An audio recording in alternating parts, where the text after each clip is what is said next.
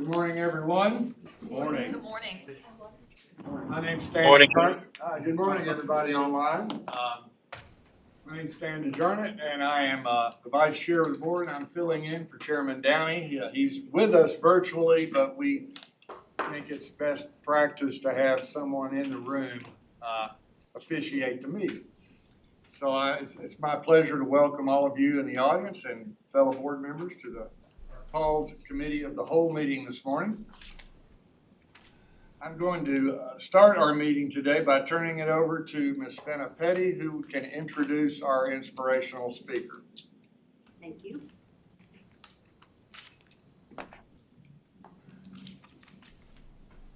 Good morning, everyone. Good morning. It is my pleasure this morning to introduce you to Dr. Eric Holland.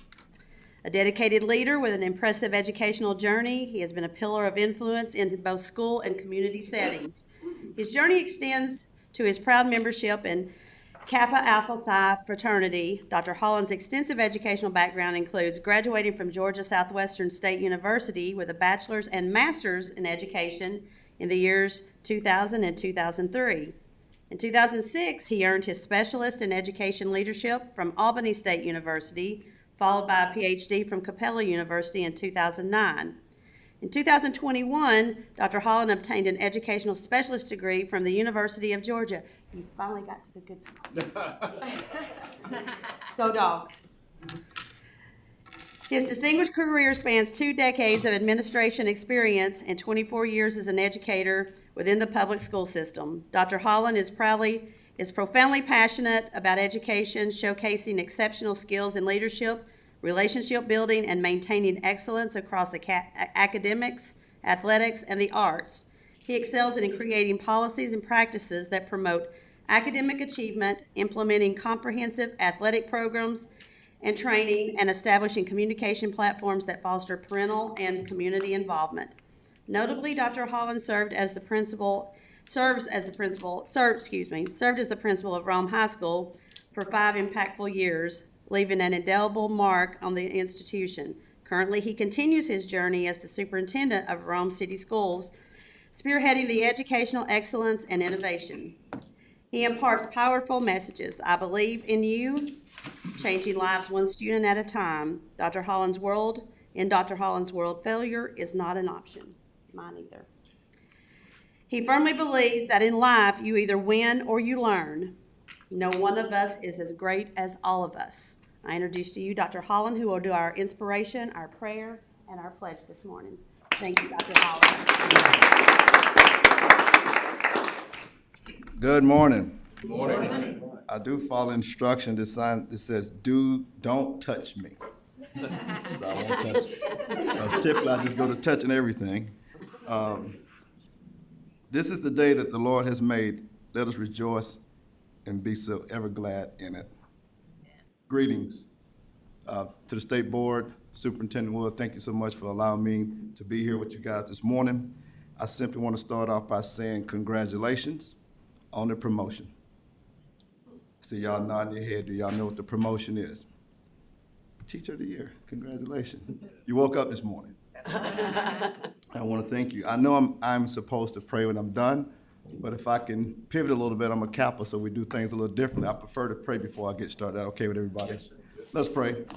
Oh, Heavenly Father, we come to you the best way we know how. But today, oh Heavenly Father, we just have 3 simple requests, oh Heavenly Father. First, oh Heavenly Father, we request that you stand in front of us, order our steps, oh Heavenly Father. Second, oh Heavenly Father, we request that you stand beside us, hold our hand, and comfort us as we do your work, oh Heavenly Father. Last but not least, oh Heavenly Father, we ask that you stand behind us.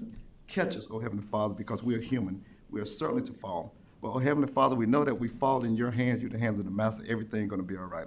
We ask these 3 simple requests in your Son, Jesus' name we pray. Amen. Amen. So I just want to share a quick story with you guys. I was coming up 75 coming from Rome. And as always, we all on our cell phone breaking the law. And I just so happened to look into the rearview mirror. I saw the boys in blue behind me. So I immediately put my phone up, make sure I was having both hands on the wheel, my seatbelt was on. I was paying close attention to the road, to the traffic. And for the next 23 minutes, I did my best driving. And I started to think about that as I come here. And I said, we need to put Jesus back in the rearview mirror. That's right. We do our best living. We do our best leading. We do our best learning. So I challenge you guys today, put Jesus back in your rearview mirror and lead as if he's watching, because he is. So I thank you so much for that.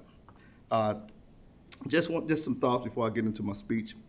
And it just came up the other day, I was reading something that really caught my attention. It said, hate has 4 letters, but so does love. Enemies have 7 letters, but so does friends. Lion has 5 letters, but so does truth. Cry has 3 letters, but so does joy. Negativity has 10 letters, so does positivity. Life is two-sided. We need to choose the right side of life. If you got your cell phone out, I see people do. If you look at the top right, you'll see this little battery icon.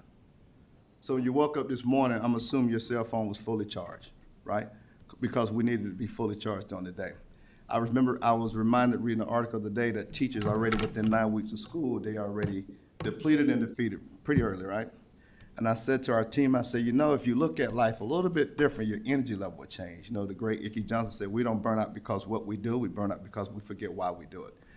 So as we started to do this thing called I Love Teaching, Ask Me Why, I said, before I get to my office in the morning, I'm 10 wins and 0 losses. I start my day off 10-0. I fuel myself with positive energy, just like you fuel yourself with battery so you can have the energy to do the day. And I'm gonna give you guys my quick 10 wins before I even got in my car this morning. I was 1-0 when I woke up this morning. Every 4 seconds, somebody in our country passed away. Number 2, God blessed me with the opportunity to be able to kiss my wife, who I've been married to for 23 years, and I got a son that's a sophomore at Kennesaw State and a 13-year-old that's an 8th grade at Rome Middle School. I got a chance to see my kids goodbye. I got a chance to make up my bed, which is very important. I'm 3-0 already. I got a chance to get on my Peloton back and get my 30 minutes of cardio in. I'm 4-0 already. I get up and I read a book this morning. Leading While Black is what I'm reading at this time. 5-0 this morning. Thank God I'm able to read. Number 6, I ate a healthy breakfast. We all know that breakfast is the most important day. I'm 7-0 before the day even gets started. I call my mom every morning. Yesterday was her birthday, and I call every morning at 6 o'clock. How precious it is to have a living mom. And I'm sure she's watching today, Brenda Gal Smith. So I'm 7-0, and I haven't even left my house. All of a sudden, I get in my car, and I didn't have to jump it off. It just crunk automatically. I'm 8-0. So I'm excited about that. And it had gas in it, by the way. I sing Shirley Caesar every morning. I love the name Jesus, so I get a chance to sing my favorite songs and go to work. I'm 9-0. Before I got to my office, I got there safely. So I thank God that before I even got to my office, I had 10 wins and 0 losses. If you start your day off with positive energy, positive affirmation, you too will have a successful day. I don't have bad days, I have bad moments. But my good moments outweighs my bad moments, so thank you for that. I'm gonna talk to you quickly about 3 different things, and I'm gonna get out your way. The first thing I wanna talk about is the word purpose. As leaders, we all have this amazing platform, and we use our platform for many reasons, but hopefully as leaders, we're using our platform to serve our purpose. I coached basketball for 17 years, and I remember they said, well, what's your legacy and what's your platform? I said, being a basketball coach and winning state championship is not my purpose, it's my platform. My purpose is to do the work of our Lord and Savior, Jesus Christ. There are 7 things you must do to serve in your purpose. Number 1, you must pray with a purpose, just like we prayed this morning. And you must understand that there's a great deal of responsibility that comes with your purpose. Everybody remember the Monday Night Football game with DeMar, with the Buffalo Bills. His purpose was to play football, but there was a great deal of responsibility that came with his blessing. He literally lost his life in front of the world, but look at him today. You must utilize all of the resources you have to your right, to your left, and you must utilize all of the resources that you have to your right, to your left. You must be responsible with those resources. We as leaders have the ultimate access to many different resources, but we must be responsible with the resource in which we gather. We must use our platform to serve our purpose. No hidden agendas. There is a purpose in the seat you're in. We must use our platform to provide opportunity for others. And others, in terms of how we make decisions, opportunity we provide for every single child, every single person, and then we need to make sure they take full advantages of their advantages. We need to do it with selfless service. We need to do it because it's the right thing to do. And we need to do it with great enthusiasm. We need to do it every single day. Secondly, I want to talk about leadership. Obviously, at Rome City, we're in the process of building a new middle school, and I had a chance to address our nine-city commission. I talked about leadership in the East Splosh and making sure it passed. I said this to them, I said to you, leadership is about influence, nothing more, nothing less. The great John Maxwell talked about the position as people think that people follow them because they believe they have to. People follow them because they probably want to. People follow you because of what you have done or what you have done for them. People follow you because who you are, who you represent. But ultimately, as board members, as leaders, as superintendent, they follow us because of relationships and connectivity. Nothing more, nothing less. So I got 6 questions I asked of all leaders. Question number 1, if you're a leader, I think this question is very important to me. I'm sure it's important to you. And I ask this to my cabinet every morning. Number 1, do you care about me? People want to know as leaders, do you care about me? Number 2, can they trust you? Number 3, can they depend on you? Number 4, can you help them? Number 5, do they know where you stand? Number 6, will you be there for them when they need you the most? Are you caring? Are you compassionate? Are you a person of character? Are you competent? Are you consistent? Are you committed? Those are the answers to those 6 questions. And as leaders, we all should be able to answer those 6 questions with the 6 C's. Last but not least, success. There's a many definitions for success. I simply sum it up to 7 questions about success because we all want to be successful in our position, our platform, and here's 7 questions that they all must, if you answer yes to these 7 questions, you are a successful leader, you're a successful educator. Number 1, did you sacrifice for others? Number 2, we just talked about this. Did you utilize the resources you have to make other people's lives better? Number 3, did you create opportunity for others? Number 4, did you carry out your duties and responsibility with great character? Number 5, did you do it with excitement and enthusiasm? Number 6, did you share your life lesson because there's somebody else's life blessings? If it happened to you, you can use it to help somebody else. Everything I've learned in life that happened to me didn't happen for me, it happened for me to teach somebody else. My life lessons has been somebody else's life blessings. And number 7, did you provide support for all? The answer to those 7 questions should be yes. As I close, I just want to leave some thoughts. If you want the best, we must expose people to the best. One thing we all have in common, and this is for educators if you're watching, we work at least 8 hours a day to help raise someone else's kid. We all got that in common. What comes from the heart speaks from the heart. We must be the voice for the voiceless.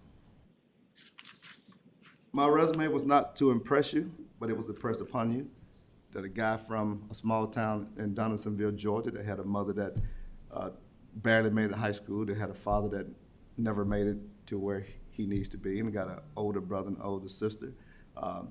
Anything possible. I had a high school basketball coach simply say, I believe in you. That's all it took for me to do what I did in life. Someone believe in me, and we need to pass the favor on. Poverty is not so much about money, but it's about access to the people that has money. We talk about poverty all the time. People that's in poverty just like access. Are you willing to give your access up to the people that need it the most? We need ordinary people to do extraordinary things. What we show, what we show that's important, we show what is important about what we teach, but we also show what is important about what we don't teach. Think about it.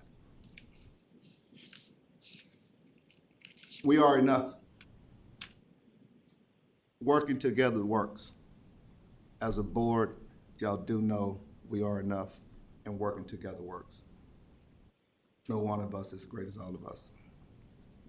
Leaders, when you sign up for this, please make sure you're gonna have a pillow for tears, because you're gonna cry. I challenge you guys today to change your lens, put on new glasses, see things differently, because things change, and we as leaders must learn the faster things change. Things I want you to remember. When you feel like you're drowning in life, don't worry, your lifeguard walks on water. If you're hanging on by a thread, please make sure it's the thread of Jesus' garment. Faith the size of a mustard seed can remove a mountain. We all heard doubt. Doubt of the same size will bring it back. Have no doubt. Fear and faith don't live in the same room. Lastly, if God answered all of your prayers, how many people would be blessed? Thank you so much for having me today. It's been my time. I'll lead us in the pledge.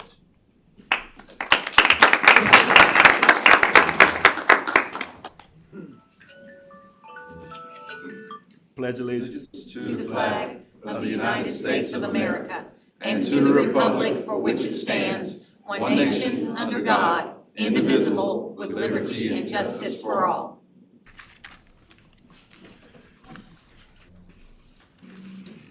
Thank you so much for being here today. Thank you for the work you're doing in Rome City, leadership you're providing. On a personal note, when you said, remember who you are and who you represent, my dad used to tell me that all the time. And I've never forgotten it. So thank you for reminding me of him and for reminding us of our importance of the work we do here today. Thank you so much for being here today. We have several guests with us today, and I have them on a list here.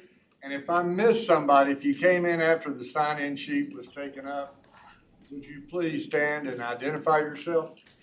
From Cobb Schools, we have Superintendent Chris Ragsdale, an old colleague of mine. Good to see you, Chris. We also have Dean from the University of West Georgia College of Education, Mike Dishman. Mike, you related to Leland? That's what my mother keeps telling me. Oh, no, I have some great stories about you. And what a great guy. Thank you for being here, Mike. We also have Randy Scammahorn, Chair of the Cobb Board of Education. Good to see you again, Randy. Joe Cash from Mountain Education. Steve Bartlett from Mountain Education. Cynthia Griffin from Burke County. Charles Grant. It says Kentucky. Just the state of Kentucky? I'm retired, Louisville, Kentucky. Glad to have you with us, Charles. Josh Stevens, Morgan County alumni from Page, representing Page. Beth Haynes from Decoding Dyslexia, Georgia. Welcome, Beth. Tina Ingberg, our good friend from Decoding Dyslexia, Georgia. Matt Smith from the Georgia Partnership for Excellence in Education. Megan Swingle from Decoding Dyslexia, Georgia. Eric Holland from Rome City Schools. We've already heard from Eric this morning. And last but not least, Emily Yona from Impact Public Affairs. Welcome, Emily. Other than staff, or is there anybody else that came in as a guest? All right. Well, we'd like to welcome all of our guests. We're glad to have you with us. Although we have a public hearing listed on the printed agenda, there is nothing out for public comment right now. So I'm going to open and close the public hearing since we don't, A, we don't have anybody signed up to speak, and B, we don't have anything to speak on. So we'll declare that public hearing open and closed. And it's now time for us to build our agenda. And I'll start by calling on our budget chairperson, Mr. Matt. Right here. I don't know why I turned around, Matt. You've been here both days. I'm big as life. The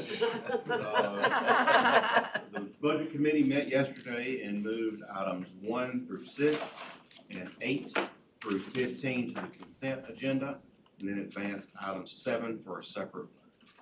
All right. 1 through 6 and 8 through 15 to the consent. Yes. 7 for a separate vote. Thank you. Rules Committee, Ms. Petty. Yes, sir. I have some late breaking news here. We're pulling the assessment. Okay. Okay, the staff is recommending that we pull the Okay. assessment item. for some additional work. All right, So I know that's gonna change your right. recommendation. Yes, it is. So my recommendation is items 2 through 4 will be moved to the consent agenda. 1 has been removed for further review.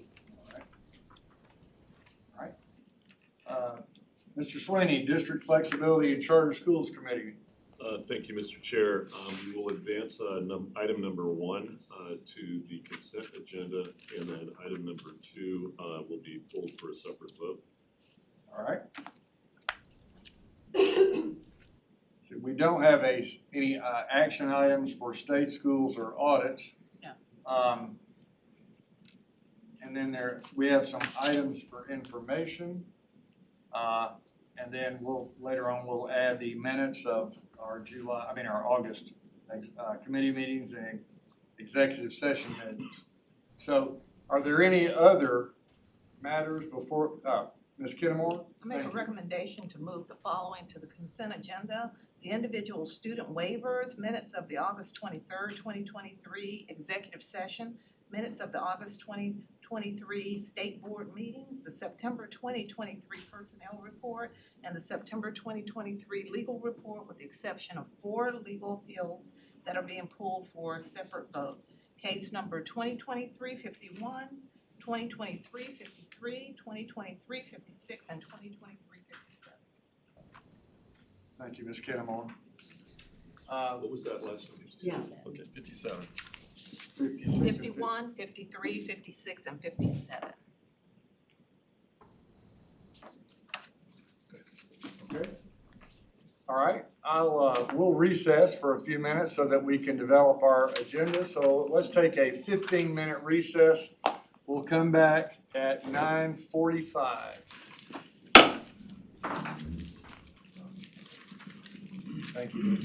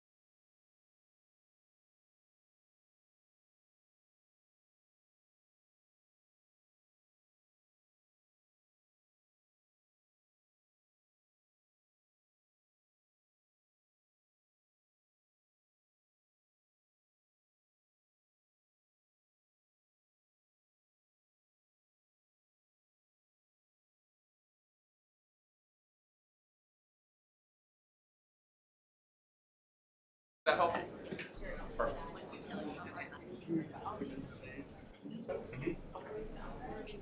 I did not.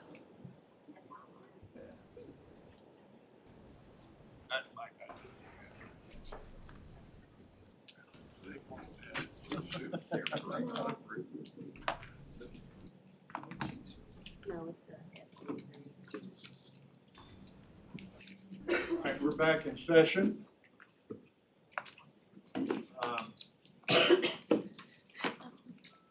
We have an agenda before you. If you'll take a minute to look at the agenda. And when someone's ready, I will entertain a motion to approve the agenda. Motion. I didn't either. Mr. Donaldson went to the Evelyn Wood Speed Reading School. I got it early. Y'all were out socializing. Well, no. That's very true. Second. All right, I have a motion and a second Do you by have Mr. Sweeney. a brief comment about the consent agenda?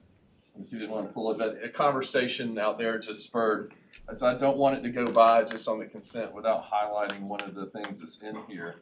Because under rules, under the American government civic standards, we've got so much going on about what should be taught, what shouldn't be taught, who should be, what bathroom's this, what bathroom's that.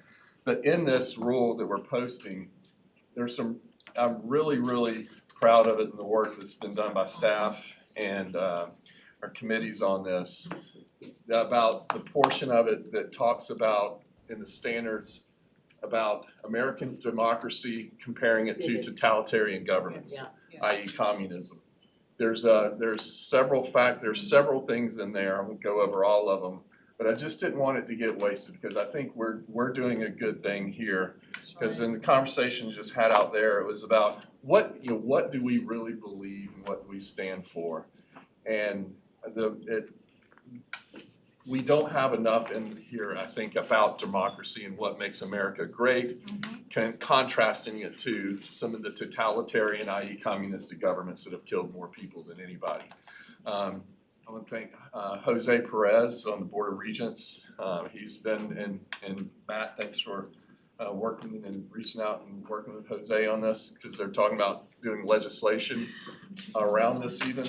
But I just didn't want that to go by, because it is, I think, very important for our civics, very important for our history, and to have that in there. And thank you, staff, for and Rules Committee for putting that in there. And I just wanted to highlight that.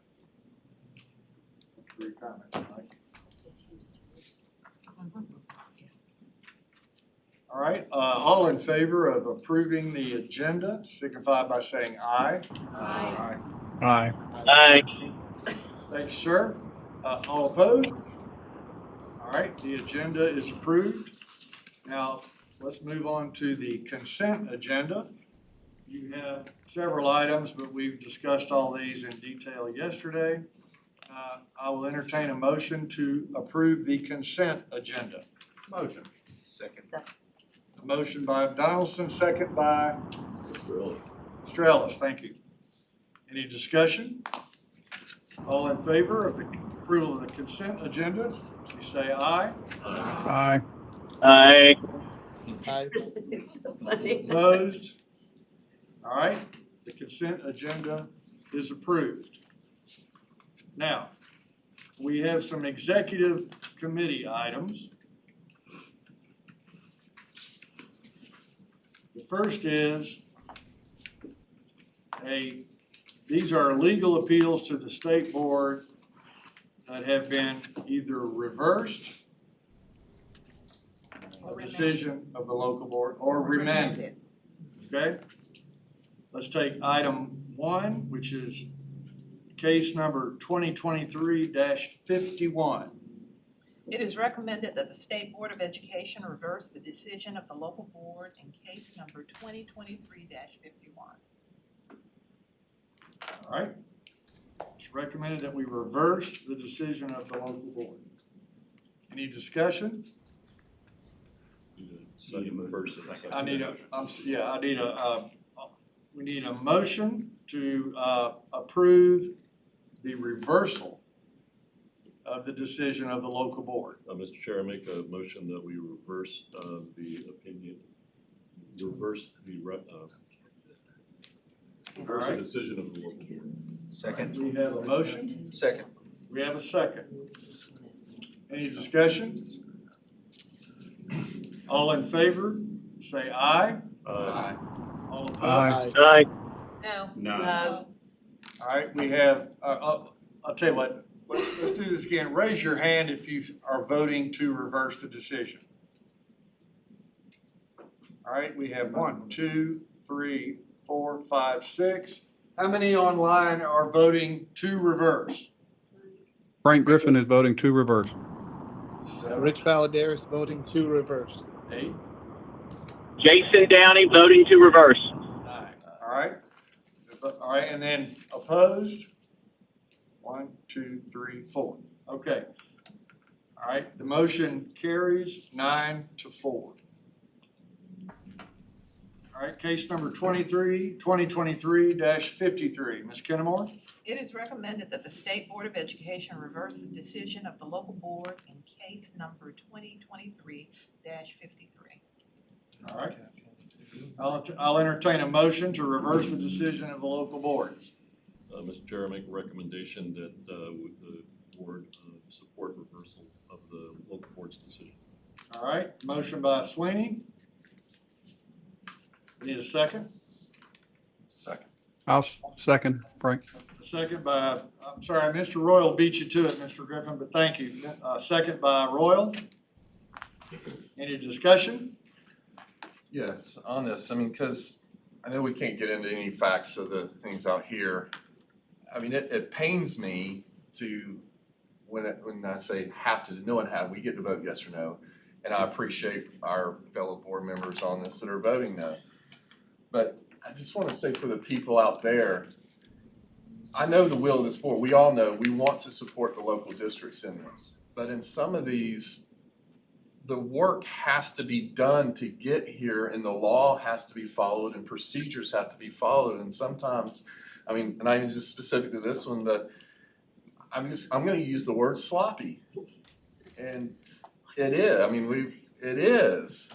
And we don't want to, but we still have the rule of law and the rules we have to follow. And I wish there were some of our districts and maybe the training at some of these conferences we go to. And I know these reversals are gonna send a message to them because I'm speaking for Mike, not for the board. I don't want to based on what happened in this situation. But still, we're a nation of laws and rules of law and have that, and we have to follow them. And I just want some of the ones out there, for speaking for Mike, the only reason I'm voting on a reversal is because the work was so sloppy and it's got to be done right. Any additional comment? I We echo have a the same motion and a comment. second. All in favor of reversing the decision of the case number 2023-53, would you please raise your hand by saying aye? All right, the vote is 1, 2, 3, 4, 5, 6 present. Online, Frank Griffin is a yes. all right? Rich Valadares is a yes. Jason Downey is a yes. That's 9 votes in the affirmative. All opposed, raise your hand. All right, motion carries 9-4. Item number 2023-56. Ms. Kennemore? It is recommended that the State Board of Education remand the decision of the local board in case number 2023-56. Remand. Motion. We have a motion Second. and a second. Motion by Donaldson, second by Rice. Any discussion? All in favor of the motion to remand the decision, would you raise your hand, please? And repeat Any after hand, me. left or right, doesn't matter. All right, we are unanimous in person. How are we doing online? Yes from Frank Griffin. Yes from Rich Valadares. Yes from Jason Downey. Okay, thank you very much. The motion carries unanimously. The next item, case number 2023-57. It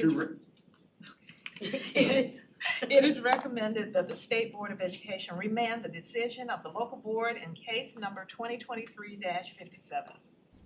Okay, I'll entertain a motion. So, second. A motion by Donaldson. You've reached your cap, by the way. No more motions. You can second, but you can't. And a second by Ms. Zoller. To remand. All in favor, raise your hand. All right, the motion is unanimous in person. Online, please. Yes from Griffin. Yes from Rich Valadares. Yes from Jason Downey. Thank you. The motion carries unanimously. All right, moving on, Budget Committee. Mr. Chairman? Yes, sir. The Budget Committee advanced this item to the Georgia Chamber of Commerce Foundation for a separate vote. We have a board member conflict, so we need to call for yes, no's, and abstentions. Thank you, Mr. Donaldson. Any further discussion? I'll entertain a motion to approve the contract with the Georgia Chamber of Commerce Foundation. Motion. Mr. Mason, I'll second. and a second, Ellis. Thank you. Any discussion? All right, we'll have 3 votes. Ayes, nays, and abstentions. All in favor, say aye. Aye. Aye. All opposed? Those abstaining? Rich Valadares abstaining. Thank you, sir. All right, the motion carries. 12-0 with 1 abstention. And finally, our district flexibility and charter schools committee items. Mr. Sweeney.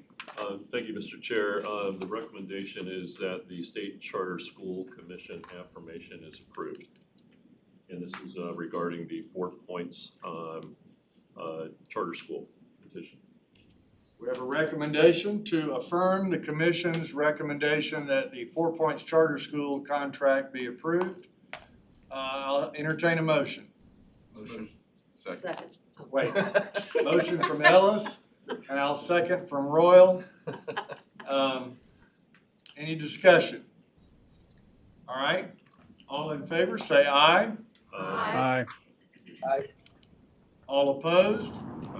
Opposed.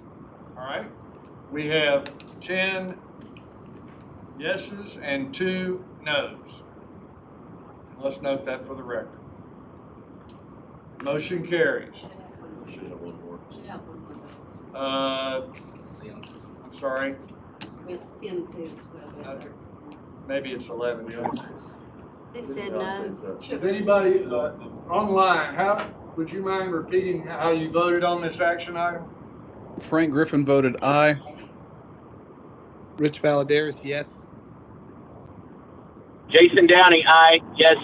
So we're missing. And it's 11, it's 11-2 then. My apologies. All right, motion carries 11-2. All right. Do we have a superintendent's report? Yes, sir, we do.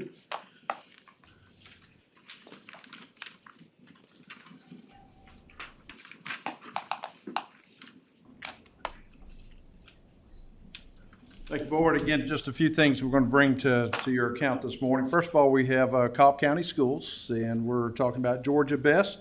So we have Superintendent Chris Ragsdale, Mike Duncan, again, Dean of Education, University of West Georgia, and John Floresta, and of course our board chair as well. I'm excited to spotlight the new partnership between Cobb County and the school, and the University of West Georgia to strengthen teacher recruitment and retention. Again, as all of you are definitely aware of, the question is, how do we keep teachers? How do we retain teachers, especially as we, continue to move past the pandemic? But Georgia Best is an exciting program that's the first in the state and offers advanced degrees at no cost to educators. So again, thinking of something that can definitely help new educators out, and especially in these economic times. I think anything that we can help support our young folks there. We're very excited. So Superintendent Ragsdale, we'll let you and your crew come up and share with us the great things going on. Thank you, sir. Yeah. Very good. Thank you for that, and good morning. And before you hear a good story from Superintendent Ragsdale and Dean Dishman, let me tell you a story that leads into the story. I'm John Floresta, Chief Strategy Officer, and the story of Georgia's Best and the recruitment and retention initiative that you'll hear a little bit more about started with the superintendent trying to solve a problem almost 2 years ago. And I think it's a problem that not only is that we have in Cobb, but certainly is across the state of Georgia. How do we recruit and retain staff, teachers in high-need areas? And he tasked us as a staff to solve it. We did what we could, and we said, well, we're going to need more resources and more help than what we can provide just inside of the district. And he said, okay, and he went to work. And between himself and Dean Dishman, as you'll hear about, a partnership was born to support what we think is one of the most innovative recruitment and retention initiatives in the state. And we've seen immediate results that you'll hear a little bit more about. And I'm going to get out of the way so you can hear some more detail from both the superintendent and the dean. We're proud of the work. We're proud of the impact on students here in Cobb. Superintendent Ragsdale. Appreciate it. Appreciate the opportunity, Mr. Chair, members of the board, Mr. Superintendent. God, it's been a minute since I've said that. Obviously, my background is technology. I have been in education now over 30 years, and I think that a lot of people say that education is broken and needs to be fixed, and I wholeheartedly disagree with that. We need to keep up with the times, and we need to tweak processes and such. There's probably not another industry on the planet that has been allowed to do the same thing, basically the same way for over 200 years with a high level of success. And we have certainly seen that in this country and in the industry of education. So what I'd like to do is just start out and kind of give you the why, if you will.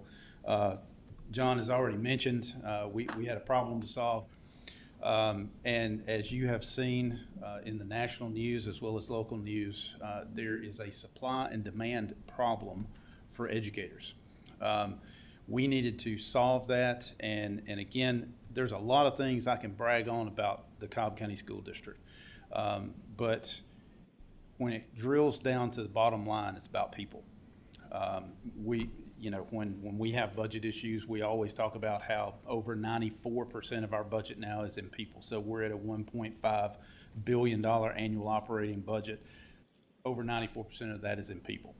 So obviously, the success of a school district hinges on the educators that you place in the classrooms and going on up the chain. So one of the biggest challenges is attracting that talent. I always, pre-pandemic, used to ask our new teacher orientation, just anecdotally, how many new teachers do we have brand new out of college? How many new teachers do we have out as a second career? Unfortunately, the last 2 years before the pandemic, the number of second career teachers anecdotally outnumbered the number of new teachers straight out of college. That's a problem. So it's up to us to make sure that we're growing that educator pool. So we needed a win, win, win. We needed a win for the district. We needed a win for teachers. We needed a win for education. We experience a high level of academic success in Cobb, and that's because of our teachers. We have policies and procedures and curriculum that is directed to the state standards for Georgia. We expect those to be taught, and they are, to a high level of competency and mastery for students. When we first announced Georgia's Best, which BEST, as we know in education, we love acronyms. BEST stands for Building Educator Success Together. It's truly, it's just awesome to be part of anything that's new and innovative. You never know if it's going to take off. You never know if it's going to flutter and sputter. But this one was kind of a no-brainer. When you want to talk about educators and advanced degrees, education is one of those industries to which you can impact your level of pay by increasing your level of expertise, which is degrees. And the more degrees you get, the more you move up. And then the more time you have, the more that you're paid, et cetera.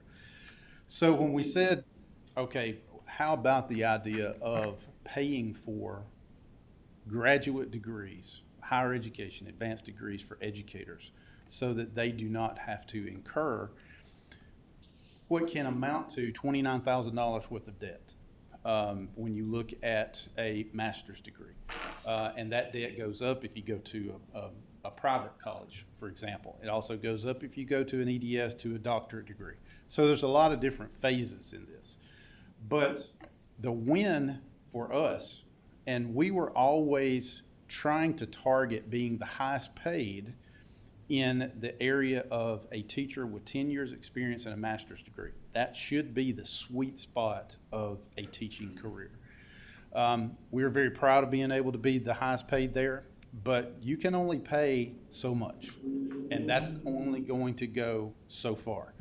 I have told the board every year, my budget is always going to be employee-centric because I believe in the people. I believe in the people you have, and I believe in making them the best that they can be in that classroom. So that's what our focus has been on. So our partnership, I can't say enough about the board in supporting this proposal. We have invested over $2 million.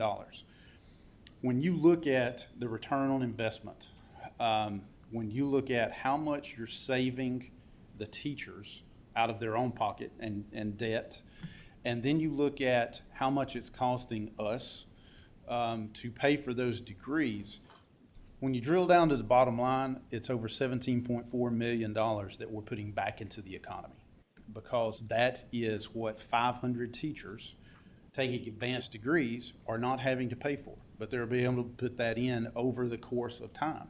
So it's a significant economic impact. We're also requiring that when the teacher completes the degree that they remain in Cobb for 3 years.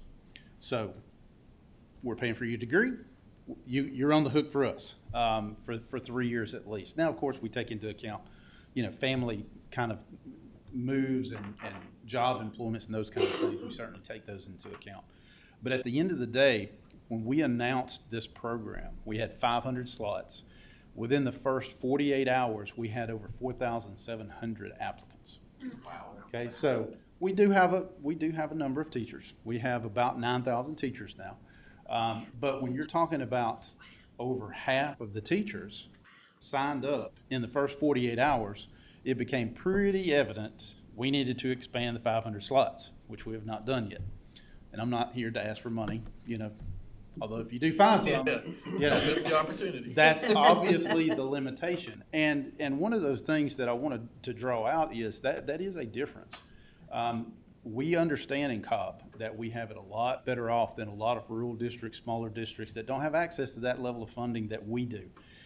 And so if I might throw out an idea to consider, that's the reason I led off with my background is in technology. I started in education in Paulding County School District as the chief, well, they weren't chiefs then, it was the director of technology, all right? So that was about 30-something odd years ago, before the internet existed. Throw that relevance out.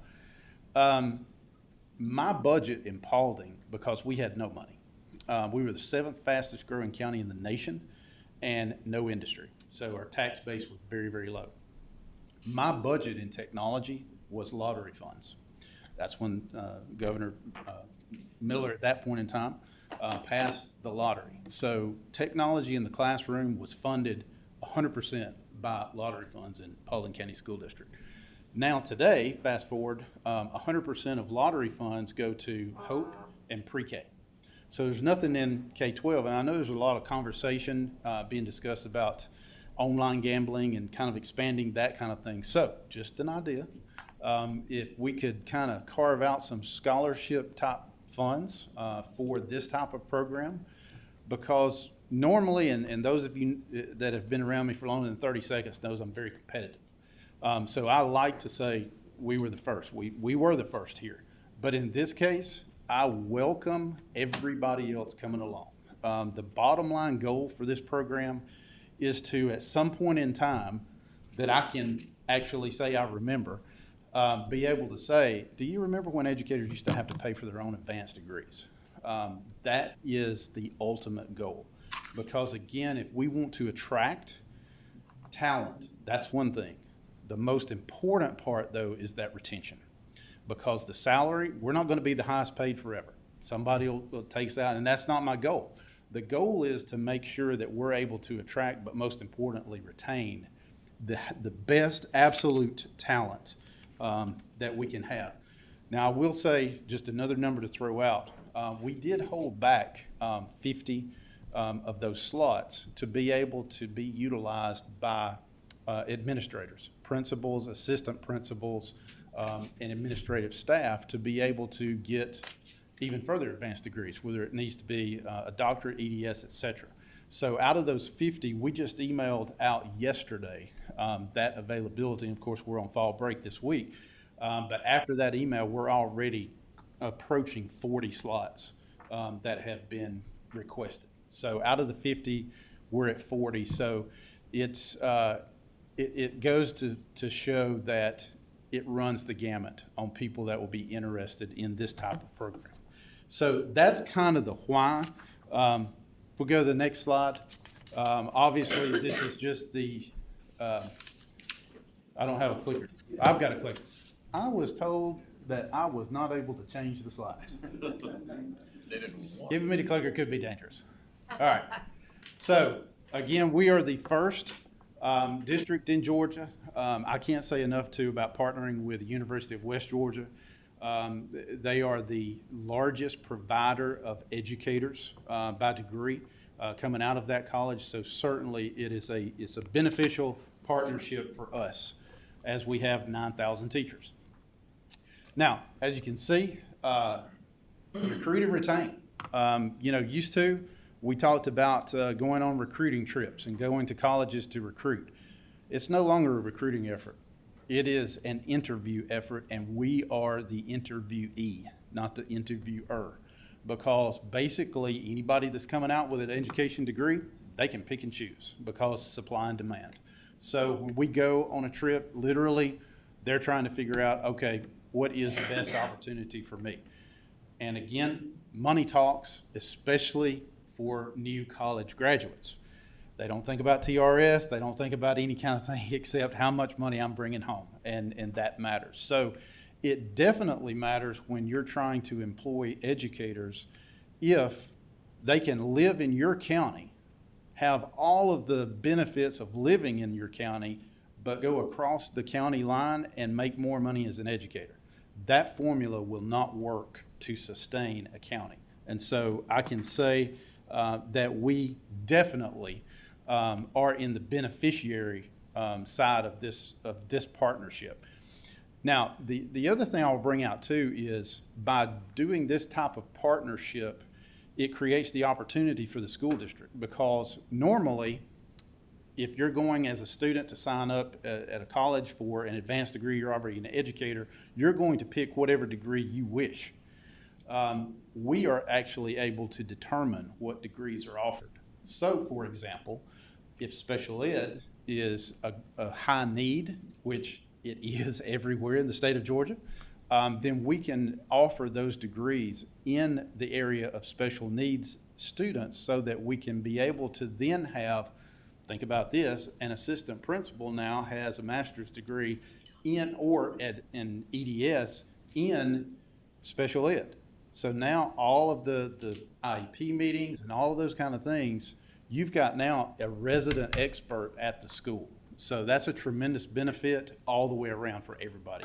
Ultimately, the best benefit is for the kids.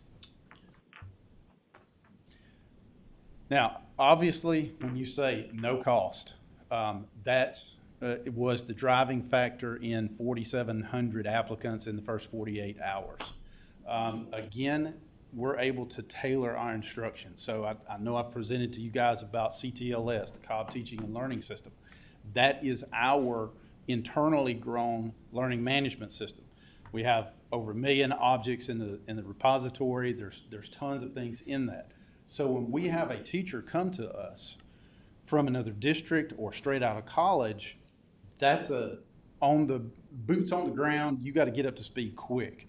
So by this, we're able to inject CTLS methodologies and processes into the actual degree work that the student is doing. Not to mention that University of West Georgia provides a professor, but we also have one of our own teachers as a teacher of the class. So it's 100% online, but we have a professor from University of West Georgia and a teacher. So that also provides an alternate income for that teacher to be paid for teaching that class. So again, that's a win as well. I'll also say, and this program has been the driving force, over 70% of our new teachers came from other metro districts. So when you combine pay with a benefit like this degree program, that's a significant attractor, but it's an even better retention tool. Because again, the money only goes so far. So when you're talking about teacher vacancies, the media provided that information, unfortunately, for everybody.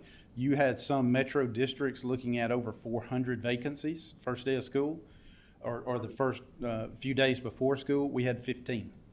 So it does pay dividends. Oh, I'm sorry. I'm clicking and turning. I told you it's dangerous when you had the clicker. So this is kind of the commitment, as I've already outlined. You have the application, and it is an interview process. So just because you fill out the application does not mean that you will be admitted. Obviously, there's a limited number of slots.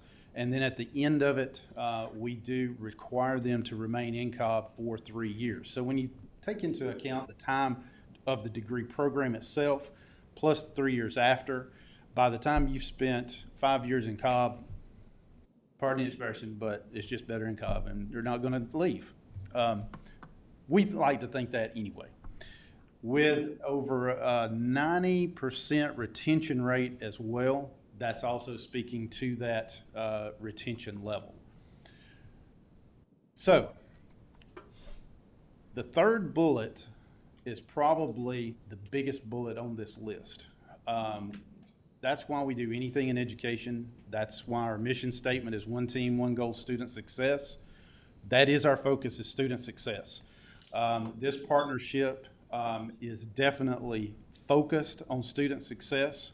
It also, the fourth bullet, as you see, as is in the news every day, it seems like, this also allows us to have a better focus on the teachers meeting, number one, board policy, number two, state law, and all of those things play as a partnership because we're able to identify those degree programs that we're offering, but we're also able to interject and inject, if you will, our own way of doing things in Cobb.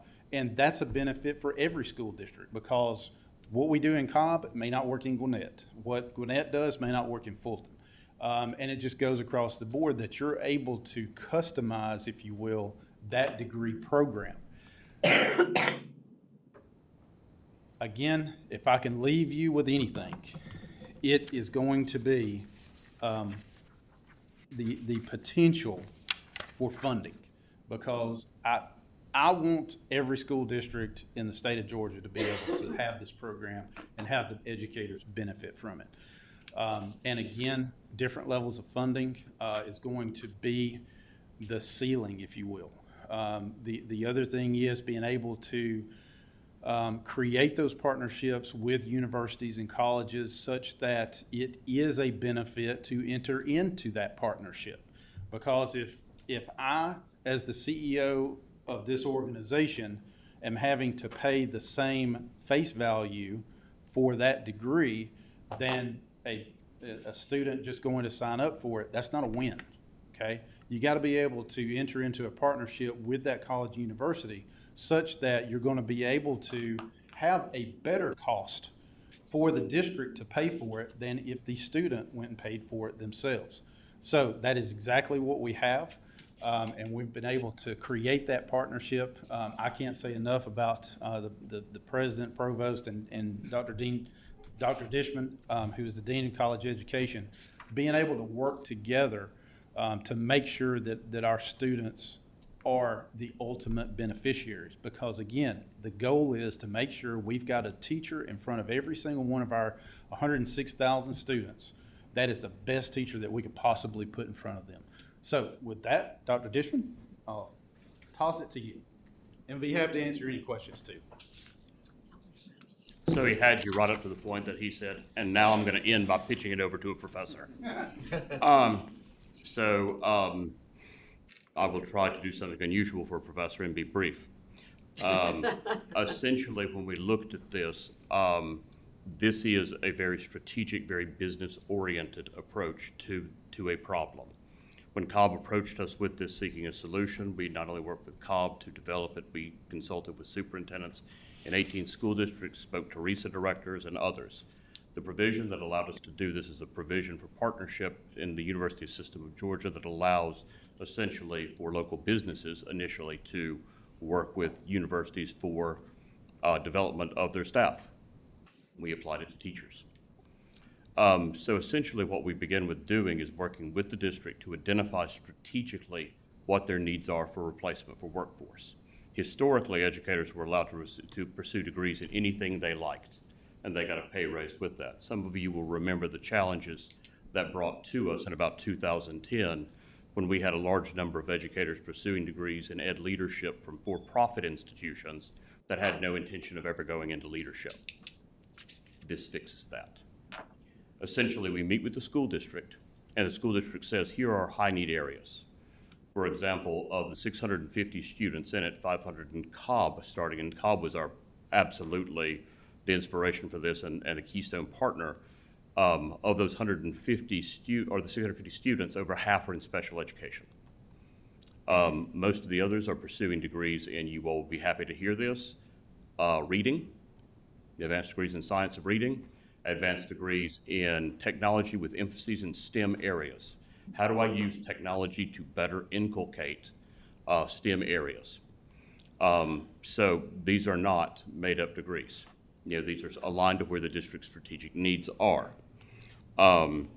We also are looking at, by partnering with the districts, we have and using district educators who would otherwise meet the SAC COC requirements and USG requirements to teach graduate courses.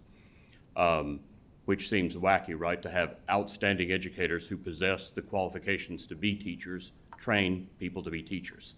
They like that. They're also partnered with outstanding professors who are veterans in teaching these courses. So we get a great team approach. We were able to set minimum class sizes at 25, which is actually a very good number for a team-taught graduate course. We were able to reduce the amount of tuition through the partnership by working with the district to build efficiencies. For example, the idea of building educator success together, why should we pay for things separately that collectively we only need to pay for once? And so we were able to do that. The part of the rationale for it from the district cost is, depending on the data you use, the replacement cost of a teacher leaving and onboarding a new teacher in the first year is between $21,000 and $28,000. That is 4 to 5 times more than we would pay for a graduate degree to secure that teacher for 5 years. And so we don't think about that lack of cost efficiency. What does it cost to find, replace, and onboard a new teacher? We also look at the program as having a high degree of retention. The students who started this summer, we had 200 Cobb educators start this summer. Guess how many we lost? 2. 1% mortality within the cohort, which is really high, or very, very, very low for a graduate program. So they all stayed, yeah. I know mortality is not, No. right? I had to use a professor word, right? We don't kill the teachers, let me be clear. So, yeah, okay. You're welcome. By the way, the professor who lets me sleep at her house says, a warning to you, don't ask him to explain anything. Might want to leave now. I've got some questions. We also after Cobb, we worked on it with Cobb. The second district that came on board was Coweta. And Coweta committed to 150 educators. So that way we had a nice pairing of our first 2 districts. And And between those two districts, we saw an unparalleled level of interest in educators in these programs. So now we are coming up on the spring, and we will have at our full state 650 educators in the program. And we are, running in parallel, doing studies on it and looking at how we're building relevance. For example, one of the things we did with the program is, for those of you who have graduate degrees in education or in other fields, there is a fair amount of what we would call slack cognition in the program, right? You're doing projects that don't particularly have any relevance. You don't see that you are creating a real product. We use this program to minimize that. For example, Cobb educators are working with their data. They have real world problems in their classes and create, for example, Cobb CTLS, they create artifacts that are used then by Cobb educators in the program and in other programs, and Cobb avoids those costs. I want to touch on something the superintendent said that is a good investment for you all. The cost of the program for the 500 Cobb educators for the first 2 years is going to be, it's $500,000 a semester for 500 educators, so it's around $3 million. If they avoid putting that $290 a month in an envelope and mailing it, a student loan payment, and mailing it out of Georgia, the yield back to Georgia is $17.3 million over 10 years. That's a pretty good return. And we think they will spend most of that money locally by avoiding those student loan payments. The other challenge that we have with the student loan payments is all of our incentives as a state are built around people acquiring advanced degrees. Well, if they are 10 years of debt after they acquire the degree and they have to send the money out to repay those student loans, where is my incentive to get the degree? I mean, as much fun as it is to say, no, not that kind of doctor, 6 times a day, it's just not worth it, if you don't get the payoff. But as the superintendent said, at the end of the day, our goal is nothing less ambitious than in 20 years, people to be able to say, remember when educators had to pay for their advanced degrees in Georgia, because they will not. And frankly, this year is the 30th anniversary of the Hope Scholarship Program. And that seems to me to be a perfect continuation of Governor Miller's vision for Georgia education and where we should put our money. Again, we are deeply grateful for the participation of the Cobb County School District and the Coweta County School Districts in this program. Without our partners, we would not have been able to do this. And we are deeply grateful for the opportunity to come present to you today and your service to the state of Georgia. Thank you. Awesome, thank you. I know he's got questions. Yeah. He's alive, Questions? Yes. Well, I'll let you go Yeah. first, Mr. Royal. No, this is, Chris, I'm not surprised you're doing this. You and I are both very competitive. I see that, and I speak sarcasm. We could be friends. There, but I'm putting on even dad hat right now. Daughter, 3rd year teaching now, degree in special education. Dad, I'd like to go get my master's. I'm exhausted when I get home. She's self-contained high school. I'm exhausted. It's gonna cost me $30,000. I don't know. What does the program look like? Obviously, the finance gets it. It's a no-brainer. Don't even have to take my shoes off. The dollars work. But how does it work for the teacher? How are you doing it? What does the program look like? when are they attending? How are they going? What's the core? What's the kind of So the program? it's all online. And again, you've got to be wired, no pun intended, to be able to be an online student. But today is a different day. It is. And I think that's another benefit as well, to having a Cobb teacher be paired with the University of West Georgia professor, because that is a local person. Mm-hmm. So you have that local connection should you need it. But also it's very cognizant of the real world, like exactly what you just said. If you're in a degree program, an advanced degree program for special ed, and you already are a special ed teacher, that's going to be very much aware to all of those involved. So, and again, we also limit how many course hours you can take per semester, and we also make it available across the summer as well. So So the summer, they get to participate as well. So it's all virtual, but they're paired with the professor. yes. And one who has been there. So back to the very example that you raised. And it is, the person at the front of the room has been that third year teacher in a self-contained class, and they get it. You know, they remember what that was like. And so like when they can feel that out with their students, right? To say, you know, it's nothing like being able to say it gets better. You know, right now it's tough, you've got this, but it gets better. Yeah. And they're also in a cohort who are similarly situated with them. That's not the only person who's having a hard day. There are at least, at any one given day, 10 other special education teachers in that cohort with whom they're working who had a tough day too. The other thing to take into consideration is, and we all know the data because we've talked about it, you know, almost half, if it's not more by now, of teachers leave the profession of education in the first 5 years. So if you're able to have this kind of a traction, but then also it serves as a retention, you get them past that 5 year block. So even if you come and you're new, but you know this is available or going to be available at some point in time, that's a good retention as well. So even if you don't make it into the first cohort or the second cohort, knowing that if you're an employee of Cobb County School District, there's a chance that you will get an advanced degree paid for free, and then you move up on the pay scale as a result. So you get them past that 5 year period, and that's a significant milestone. Yes, sir. First of all, this is really amazing, and we spent a lot of time here talking about teacher shortage and teacher pipeline and all of that. But there's another side of this, and I'm really interested in hearing the dean's response to this, because if you added 650 students to your graduate program, you've got to staff up for that, right? I mean, are you having the same problems finding professors to teach in the graduate program, whether it's online or in person? I don't know that that really matters.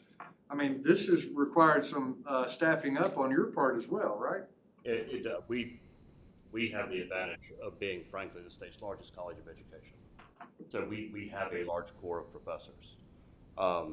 We also,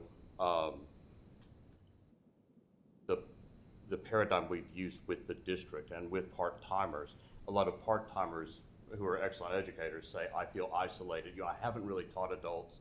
I don't know how the LMS works. And so they have that challenge. We have paired them with a university professor who knows that. So essentially it's taking the paradigm that is used in other fields and we're extending it to education. For example, one of our professors may work with up to 4 educators. They have weekly meetings on what issues do you have on the class, what questions do you have, do you have any questions about adult learning? You know, and so we have built out a support model that has traditionally worked for tech fields and applied it to education. We have the decidedly great advantage, though, is everybody who teaches is an educator, a professional educator, when they start off. And so they already have a graduate degree in education. But yes, you know, we are always looking to hire. Now, we also have advantages for West Georgia because we have a non-traditional approach to hiring. One of our new professors in ed leadership, for example, you all probably have seen numerous times, Samantha Fury, who's the Georgia Superintendent of the Year, who retired, finalist for National Superintendent. Newton County. And we are hiring educators who have tremendous demonstrated expertise in Georgia to help staff these programs. And, you know, frankly, we're paying competitively. So, but yes, if you would like to teach, we would welcome your applicant. Wasn't where I was going with that. But, you know, yes, thank you. And Chris, if you don't, do you have some projection on how much this would cost if this were implemented statewide? Now, I know it depends on how many people you could put in the pipeline. I get all that, because obviously there's a much greater interest in Cobb than you had capacity for, but you're still trying to work to increase that. That's right. But, I think that's a great question, but so I'm going to jump out too because Dr. Dishman threw out something that I didn't know we could talk about, and that was how much it costs. So now that he said it, I don't have to. That's a huge point because, and that's the point I was alluding to in my opening remarks, which is you got to be able to have a good partnership, not a good partnership. You've got to have a great partnership to make sure that you're not just replicating what a student could go out and do on their own, a college student can do on their own. So as Dr. Ditchman mentioned, for 500 slots, it's 500,000 per semester. Okay, if you know anything, that's a significant cost savings over what it would normally cost just a tuition to go and sign up for an advanced degree, a significant reduction in cost. So it's a win for us. Because ultimately we're getting the return on investment is higher academic success because we've improved that experience, if you will, of the educator in the classroom. So it depends, unfortunately, is the answer to your question. Because obviously University of West Georgia is big, but they couldn't do the entire state. But you would have to have some kind of parameters, if you will. And ultimately, it would get to, there's going to be a lot of jealousy, for lack of a better term, because if you're an educator and you're getting yours paid for, well, wait a minute, I'm not. I need a master's degree as well. Why do I have to pay, what they're paying times, 40%, 50%, whatever the negotiated cost would be. But again, I kind of say that's their problem. We have our own problem in education, and that is the supply and demand of teachers. So certainly I would surmise that you could probably attract a lot more people going into education and second careers with this kind of program earlier than, oh, well, let me work in corporate, make a lot of money, then I'll retire, have everything set. I think that's a benefit for education. Yes, ma'am. So first of all, great program. I mean, 15 openings at the school year is basically full employment that Yes, you ma'am. had, and you credit that to this program or the combination It's of a combination. things that you do. Yep. I mean, because really, 15 out of 9,000 teachers, that's pretty amazing. Yes, ma'am. For that anywhere. You could have that many teachers sick in one day and not have 15 teachers. So That's right. it's the way that is. Did you say that West Georgia is the #1 producer of teachers? Okay, so how did that happen? Because that's not what I would expect. You know what I mean? I would expect Georgia State, University of Georgia, Georgia Tech. I know West Georgia's gotten a lot bigger than when my son went there, many years ago. So, because he went in the program that you all had where it was kind of a bridge to Georgia Tech. So he went the first 2 years at West Georgia and then went over to Georgia Tech. He ran on the track team and he had a great experience at West Georgia. But how did that happen? The College of Education has a unique level of influence at the University of West Georgia. We're the largest college at the university. And that doesn't happen. The College of Education is almost never the largest college. And West Georgia has always been very committed to Georgia education, just very quiet. And so, for example, we have educators and students in 150 of Georgia's 159 counties. A majority of our students for EMAT and special education, for example, are in South Georgia. We, as a comprehensive university, we do have the Georgia as a service area. I think another way is we have a unique level of focus on Georgia. As I begin every year with the faculty, I said we serve Georgia. Mm-hmm. Study abroad begins at Alabama. And so, and all of our structures are built around serving Georgia. We're very active in the state, and we're pleased that we have earned the confidence of Georgia educators. We are also we're also hard. It's of the students that we have lost from the program. than anyone had ever been enrolled at West Georgia. And I think some that who we had were expecting a much lower level of enthusiasm than our faculty have. Not our for group. the- That's and their, our- that's their, just- just their generic yeah. students The- coming in, not Cobb. But it is, but we do, among the students in this program, our faculty have said they are on fire. We normally do have very good students in education, but the faculty have said they're on fire. They participate at a high rate. They appreciate what the investment that the school board has made in them. It's been a wonderful thing.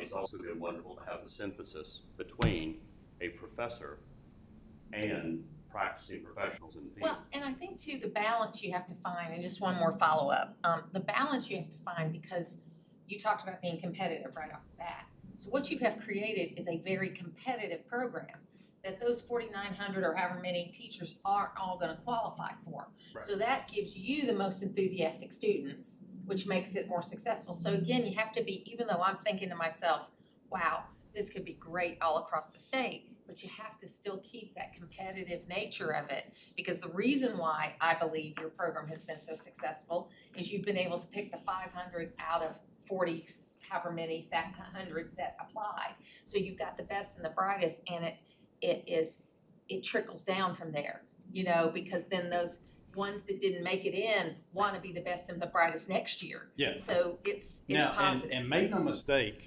under no circumstances, if money were no object, would I say, let's enroll 100% and get everybody to an advanced degree at X amount of time? Because to your exact point, you don't want to do that, because then you kind of diminish, if you will, the retention point of Right. it.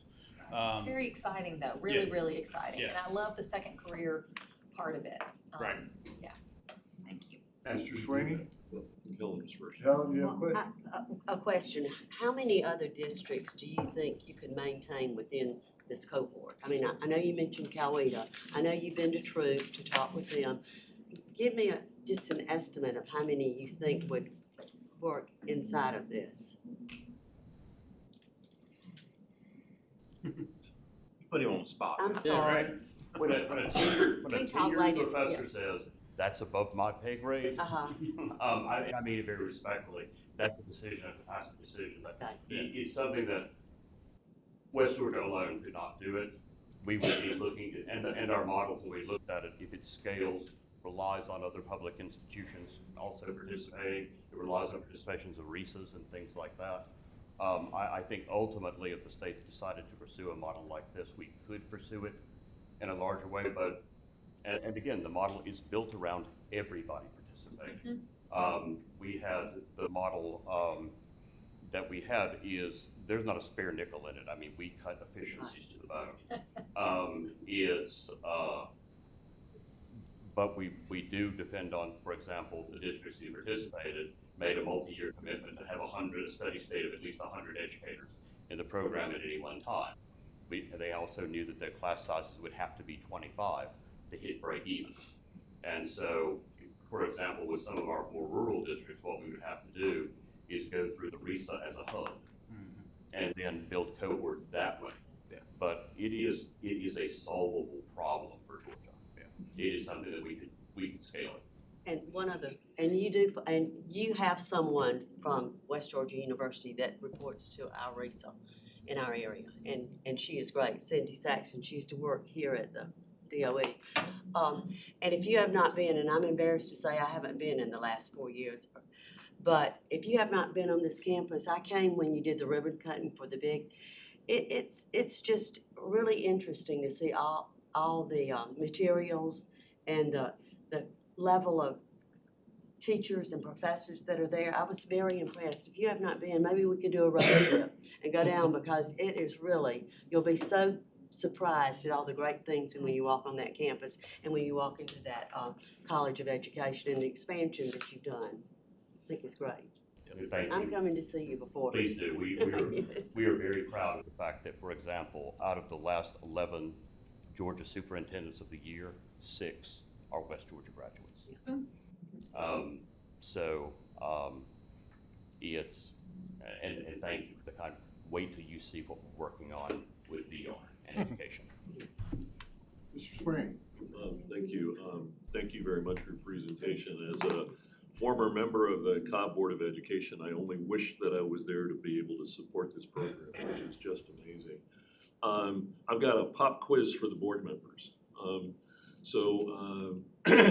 What is the number one waiver that we see requested, whether it's a strategic waiver system, a charter system, or a charter, or an individual charter school? What's the number one waiver that we see? Class size. Exactly. And I want to highlight an example. In Cobb County, when I was on the board with my colleague, Mr. Scamelhorn, we would routinely hear these reports about why the class size waiver was so important. And at last count, I think if Cobb County was to hit the state mandated class size, I think they would require nearly 800 more teaching positions. Is that still kind of the ballpark number? Yeah, ballpark, yeah. Okay. And then years ago, the loaded cost for a teacher was about $75,000. Now, when I talk loaded, that's benefits, taxes, salaries, and everything else. I know the number went to $90,000. It's got to be more now. So what's that number today? I don't know what it is today, but yes, it is continually going up. Okay.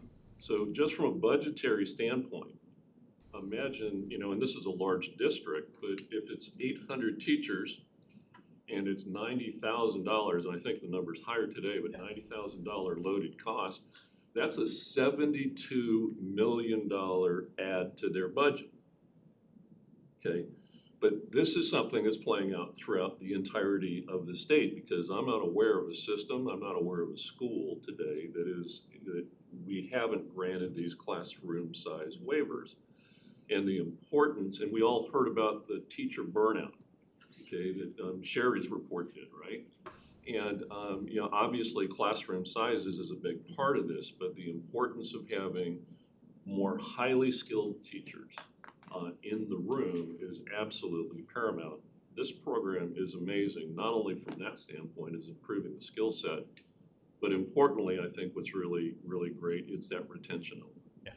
So kudos to you. I think this is an amazing program. I certainly would love to see this expanded and so forth. I had two questions, well, not one other item, and I noticed there was a retirement component on one of these slides. So those teachers earning higher dollars are contributing more to the teacher retirement system, so that's a plus. I mean, ultimately, they're drawing more, which is a benefit for the teachers as well. But I did have a question about the clawback for teachers that exit the program before the 3-year period. Now, whether it's discipline, choosing to leave the profession or so forth, how does that clawback work? So it's on a case-by-case basis. But the student, in this case the employee, owes the district back the cost that the district expended to get that degree. And the reason I say case by case is, spouses in the military and they get, stationed somewhere else, that's obviously no fault of their own. Obviously, what you don't want to create is a pipeline for other districts, right? You don't want to pay for a degree, train up your employee, and then they just bail as soon as they get the degree. So that's why I mentioned earlier, basically it's a 5-year guarantee, because you got 2 years, give or take, for getting the degree. And then you got 3 years that's required to stay in Cobb. And I know I mentioned over 90%, but I believe our retention is 98. Yeah, 98% retention. And again, this is one of my priorities, is to ensure that Cobb is the best place to teach, lead, and learn. I've had 3 priorities since I was named interim superintendent. They've not changed. That's one thing we do, is consistency. And I think this is just another one of those initiatives, if you will, because education is horribly guilty of jumping on a fad. Teaching reading, for example. Some geniuses decided you didn't need phonics to be part of teaching reading. So now we're suffering from that, trying to get phonics back into it. So consistency has always been my focus. And again, this is going to be a standing line item in our budget. Now, how much we can put in that line item will depend. But again, My focus is on the employees, building up the employees to be the best teachers that we can have so that they stay in Cobb and they don't leave. And I think 98% retention rate with 15 vacancies at the beginning of the year, that speaks to that. The proof's in the pudding, so. Yeah, and if I may follow Mr. Sweeney, as someone who studies governance and policy and education, one of the most remarkable things about this was the vote among both the Cobb and the Coweta school board members, 14-0 to support. Yeah. I want to point out one thing, you know, we tend to work oftentimes in, you know, 3-word soundbites. We have teach, lead, and learn. And across the state, across chambers of commerce and across local commissions, you know, we always hear this live, work, and play, all right? I would love to see every one of those organizations live, work, play, and learn. Because in Georgia, we're really doing some remarkable things in education. You guys are a great example, but I think it's really the movement forward. And there's a method to the order of these words. A lot of people say, well, don't you need the leading first or the learning first? And my focus is on the teachers. If you focus on the teachers first, the other two, it's a domino effect. It's gravy. They're going to come because you've got the best teachers that you can provide. Excellent job. Appreciate it. Mr. Donaldson, and then Richard, you're still on the line. If you have a question, just text me or holler out when Mr. Donaldson gets through, and then you'll have an opportunity as well. Matt, we're all just Great, thank you. We're all just gonna take turns talking to you. That's fine, yeah. I applaud you for being innovative, you know, in the market that we're in, just employment. Employers have to be innovative, and government tends to move slowly to innovate things. So good for you. My question is a financial one. How are you paying for it? So the initial injection of funds came from lapse funds that we had identified in our then current year budget. And then I presented that to the board and said that this will also be coming up in our line item budget for consideration for approval. And so that's where the money is coming from, is we're putting it into the budget. The initial injection of money came from lapse funds. You know, as we all know, large districts, you know, with fuel and utilities, there's always some lapse funds that are identified. And quite honestly, we use part of our fund balance to balance the budget every year to maintain what we need to in the fund balance, which is more than a month's reserves, but also we don't want to have a fund balance that's, you know, $2 billion, for example. So the board is very supportive. And again, you know, our one team, that starts with myself and the board. And so I cannot say enough about it being a unanimous vote, like Dr. Dishman said, for support of that. But also, we're going to look to grow it as well. We can sustain and support that, just like every year when I ask the board to approve a raise for our employees. We're now the highest paid district in the state of Georgia. We didn't get there overnight. And we're not going to stay there, right? Somebody will take us out, you know, at some point in time. But the point is, that's my focus, is the employees. My focus will always be employee-centric. And so with that budget, and again, it's a $1.5 billion operating budget, and 94% of that's in people. That being said, this is another incentive, if you will, to keep those people employed so that we don't, you know, the $21,000 to $28,000 to replace a teacher is not salary. That's all of the ancillary cost that goes into that teacher leaving, bringing on a new teacher, the onboarding process, the training, et cetera. So that's how we're going to pay for it, is in the budget and utilizing a portion of that fund balance each year. Thank you. Yes, sir. Just to highlight one thing there too, you know, most people would consider 99% accuracy on their budget phenomenal, okay? But when you're talking about a $1.5 billion operational budget, 1% equates to $15 million. Yeah. Either way, Exactly. you know, better Yeah, good. exactly. So, you know, the CFO there does an amazing job, and you know, to have that level of accuracy. But you know, when you're talking about lapse funds, that's kind of the area, and again, it's coming from the fund balance as well. Right. So kudos to you guys. Appreciate it. Any other questions or comments? Yes, ma'am? So from the teacher at the table, to me, the amazing thing about this is it gets at the heart of what teachers are asking for, and it's respect for the profession.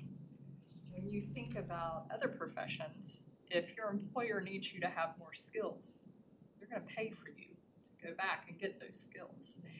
And I don't have my doctorate today because 5 years ago, I did a cost analysis.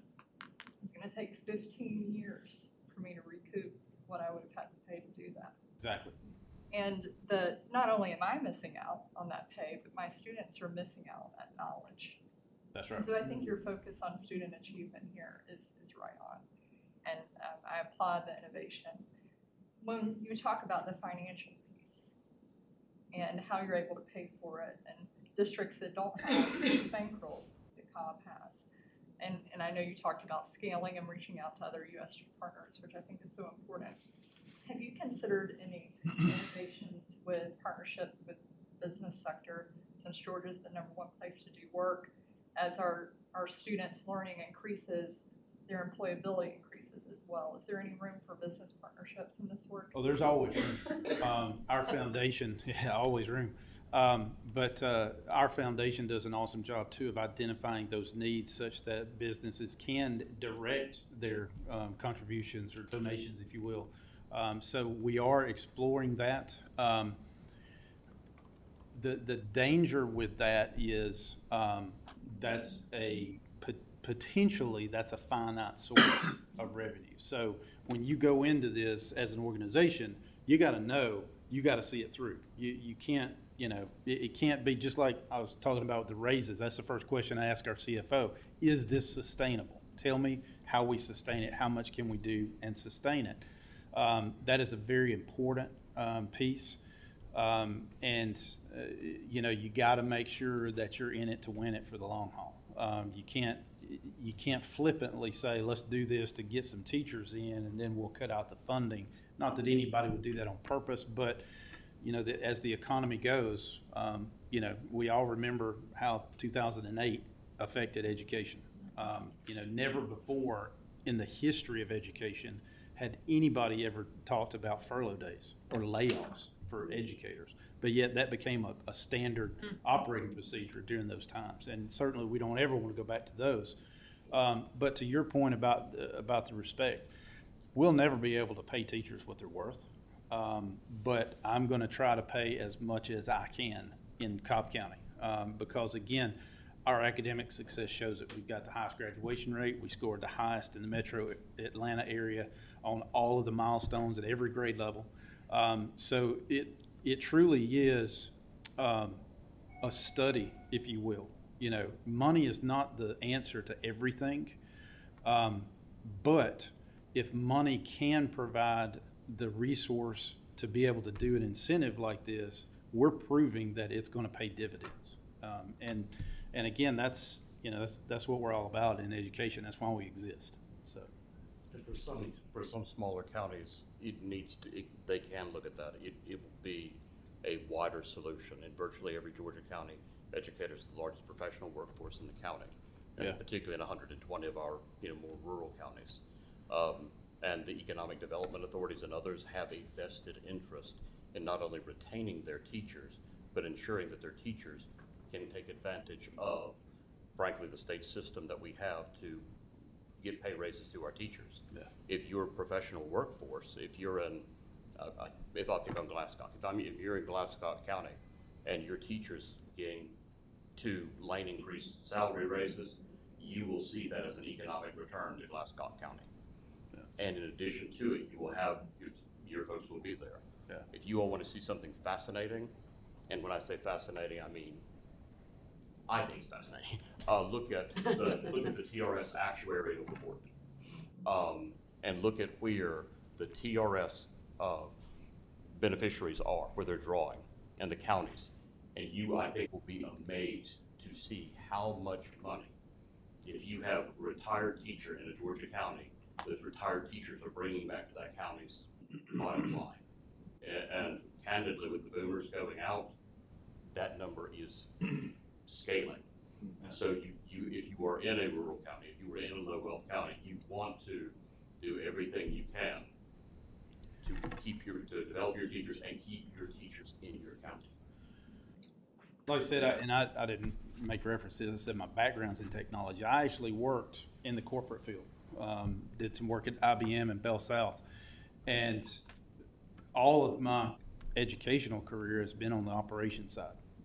So to your point, I'm sure you're going through your head right now. If you had to support me as being a superintendent, the first thing is going to be, never been in the classroom. What does he know about education? There's a lot of hurdles you have to overcome.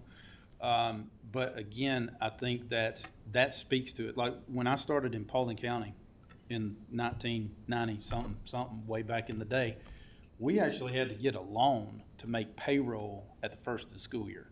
That was a standard operating procedure. And so I get what I'm saying when I say I understand what Cobb has that everybody doesn't. I've been there, done that. But again, I also understand from the business perspective, if you don't remain competitive in every single business, you will be outdone. And you can't afford to be outdone when our product is educating students. That you can't take a flippant, well, we just, it's an unfunded mandate, or we have plenty of those. But at the same time, it's not that we're doing education any differently. It's just we're trying to find the best way to support the classroom teacher. And that's where the rubber meets the road in every school district. So Our other partner, Coweta will definitely tell you they don't have the money of a Cobb, but their board also saw this as a good economic investment for their county. Right. And they did what they needed to do to fund it. Before we let you go, Rich, do you have a question you'd like to ask or a comment? No, I just want to reiterate everything my fellow board members have said, and really what comes through even listening to you is just your drive for success and wanting to win on this issue. And I also want to say that hearing Christy talk and give her firsthand experience is really beneficial to someone like me who hasn't been, a teacher before, et cetera. And so thank you all for speaking about this, and I look forward to talking with you more about continuing this effort across the board. I want to thank you both for coming, all three of you, and Randy, thanks for joining us today. I'd really like to hear maybe an update on this in a year or so. Absolutely. Just let us know how things are going, and, because there's something. In a previous life, I worked very closely with a lot of the deans from the different university system colleges, and it's a fun group to be around. They don't agree on much, but it's a fun group to be around. This is definitely worthy of replication around the state. But we wish both of you nothing but success with it. It's awesome. Appreciate the opportunity, and love to come back and provide you an update. Hopefully we will, next budget year, we'll have a lot more slots that we have been able to fund. Thank you for being here. Thank you. Thank you. Appreciate it. Superintendent Woods, anything else? Yes, sir. Again, I think the last board meeting, we had a request to hear an update from Dr. Aldridge when it comes to English language arts and math. We are currently, of course, with math rolling out their new standards this year, so they are live. And we're, in the process of, putting together our package for English language arts and reading. So, Dr. Aldridge, I'll turn it over to you and share your heart. Thank you, Superintendent Wood. Good morning. I'm glad to be here. Kind of a proud parent moment. I'm always delighted to talk to you guys about ELA and math and any other content area, but we did host our Georgia DOE Curriculum Leaders Conference yesterday. We had the largest registration to date. And so just to give you a couple of highlights, because it pertains directly to ELA and math before I get into my slides. But we did have presentations yesterday from SREB, from Grady County, Muskogee County. We released a series of 5 school stories where districts and schools and RESA partnerships in our state really talked about the literacy work that they've strategically been engaged in. It was just a fabulous day because we really talked about the reality of the transformational work that we're engaged in. And it was so wonderful to hear schools tell firsthand and share what's working and to share their successes. We also had a national panel that came in. We had representatives from Alabama, Tennessee, Colorado, and Mississippi, and of course Amy Denny, our own Director of Literacy for the state of Georgia. They had a question and answer session, presented just their takeaways and really a knowledge building experience for us as Georgia educators so that we could think about their legislation, what they'd learned, and what their practices are. Dr. Leah Snell gave a great update on mathematics, and then we ended the day with a very in-depth collaboration between our C&I team and technology. Dr. Osborne and his team were there, and we took a deep dive into Suitcase and Inspire. And I'm going to talk a little bit more about that as we go through the slides. But what's important about this is the leaders, over 400 of them sitting in the room yesterday, they earned a badge, and that's important, right? Because the badge means you're official. And our goal with that was to equip our leaders with the tools they need so they can go back to their districts and really support the work of the teachers in the classroom. So we'll kind of move through these slides, and I'll give you a little update.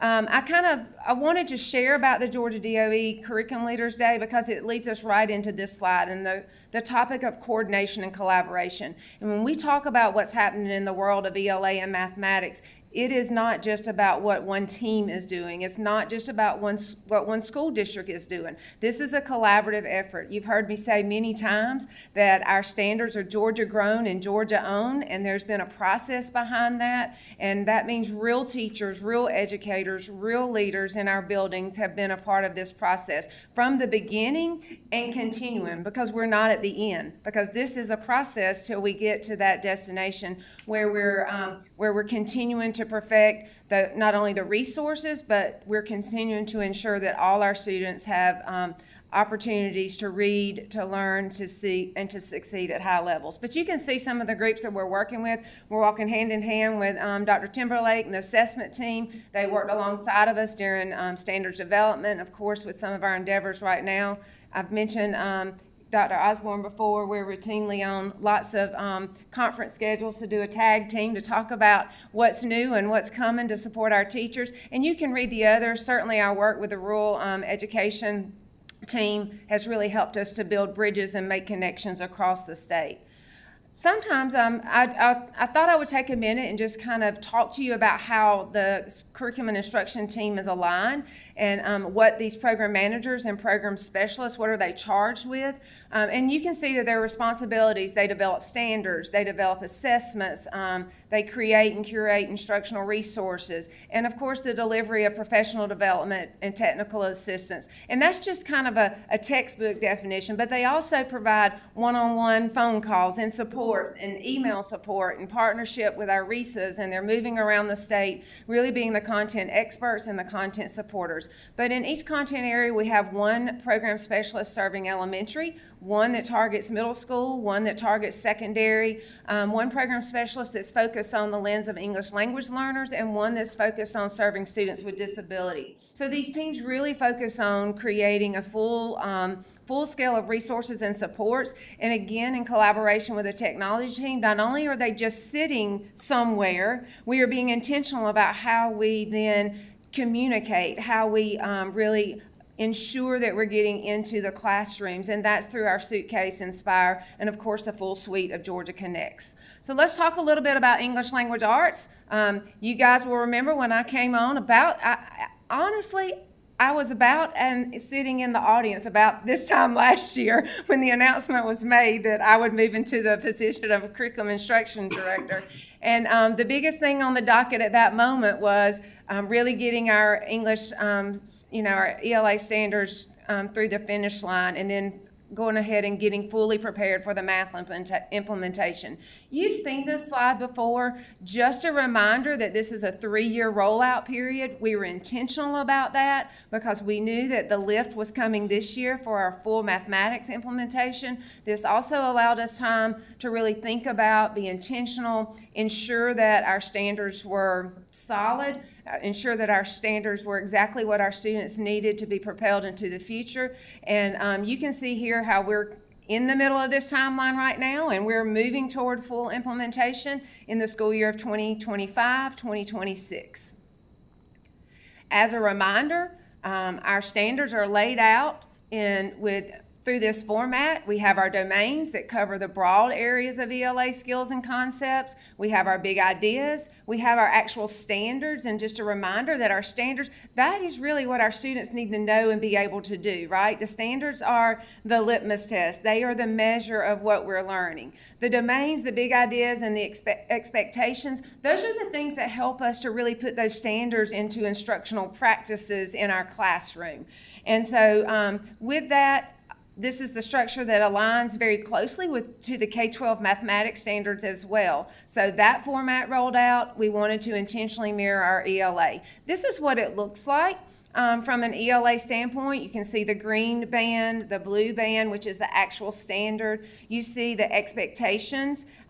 You also see that there are learning progressions. And this was something that was very intentional and is unique to ELA. And that is because we wanted teachers to be able to see this progression of learning. So if I'm a 7th grade teacher, I can quickly look down to 6th grade to see what my students should have been able to master at 6th grade. And I can also see where we're going. And that's really, really important when you're trying to design instruction that meets the needs of every student. Because in our classrooms, we rarely have 25, 22, 18 students that are exactly the same, that need exactly the same instruction every single day. And so the professional job of the teacher is to make those decisions with his or her instructional tools, his or her instructional knowledge to be able to move those students forward. And so this layout really helps our teachers to be able to see that and captured in these grade bands. And then of course the expectations, they will to line out and more deeply specify what is happening in the standards. Just a reminder as well, again, some of these slides may not be new to you, but we talk a lot about English language arts, and we do have 4 domains now. One of the pieces that we were very intentional about and worked with lots of stakeholder partners, lots of Georgia educators, was the K-5 domain and foundations. Certainly this builds a foundation for achieving dynamic literacy practices, including reading comprehension. We have our language domain, which spans K-12. We have our practices and our text domain, and those all run K-12. Again, all of these domains are lined out by grade bands. They all have the big ideas, they have the standard, and they have the expectations that cover those. So as a reminder, here's our timeline. In May of 2023, you guys approved our new K-12 ELA standards. And right now, we are in resource development and professional learning. So what does that mean? That means right now we are continually developing instructional resources that will be the foundation for supporting our full implementation. Professional learning is ongoing. How is that done? I'm on the road all the time working with RESAs at conferences, talking to superintendents, talking to curriculum leaders. Our ELA team is out and about all over the state talking about, let's go ahead and look at what are the standards? What do they look like now? Where can I find them? How can I begin to read them and understand them and make connections? So that type of support is already ongoing. And again, we will, I'll share some more ideas and slides about some more specific professional learning that we'll be moving to. And then of course our full implementation will happen in 2025. As we're out and about, though, we do still remind our teachers and educators that currently the GSE standards are what are being taught and assessed in our classrooms. So there's a balance between staying focused on where we are and what we're teaching right now, but also preparing and being ready so that when that full implementation occurs, that not only do we have the right resources and supports in place, but we've already had quality professional learning that will support not only our teachers in instruction, but our leaders, because our leaders and what they do and how they communicate and how they support teachers in the classroom is just as important as that content knowledge. I heard one of the speakers yesterday said, focusing on content is very important, but focusing on content is not enough. you have to also focus on coaching. And coaching is what happens in a full environment, in a full school building, in a school district. I know our superintendents, many would agree that it doesn't just happen in isolation. That has to be first and foremost. So we've got to build all of that as we move through this. So what's available right now? So our ELA standards are active and available in Suitcase. And so Suitcase, again, as a reminder, is our interactive dashboard that our technology team has created for us. So these are now available. The GSE are available, and also our new ELA K-12 standards are available as well. So what this means is our teachers can move into Suitcase now. They can interact with these standards. They can expand them. They can go ahead and familiarize themselves, make those connections with what will now be expected to be mastered at each grade level. We also have the PDFs by grade and grade bands that are available for Georgia educators to print. Not everybody wants to live in a virtual world, so we've tried to hit the best of both and have them available both ways. Another thing that's really unique and that the Suitcase allows us to do as educators is we can now interact with our standards. We can search by terms. We can search by associations. I can search by just what I want to know about what third graders are going to be learning in ELA. But I could also search for a term and figure out how that progression happens from kindergarten all the way up to 12th grade. And that is really a pivotal piece that begins to, I don't know about many educators, but I remember the day when I was a 5th grade teacher and I walked into 5th grade the very first time. I didn't have Suitcase. I had good old-fashioned 8.5 by 11 copy paper that I printed out, and you laid them all the way across the floor from beginning to end, and then you cut them apart, right, so that you could figure out, how am I going to put these standards together to make sense, and how am I going to teach this over the course of the year? I would have loved to have had a feature like Suitcase where I could drop down my standard, I could pin it, I could take it out and then use it in an interactive collaborative session where I could create units and then share that with my teachers across the room or teachers across the district, or if you're like me and you live as far south as I do, share them with teachers in North Georgia. So again, the intentionality behind this is to make sure that our standards are living and breathing and our teachers have access to them to be able to plan and utilize them in a way that maximizes their time and really maximizes instructional planning and collaboration.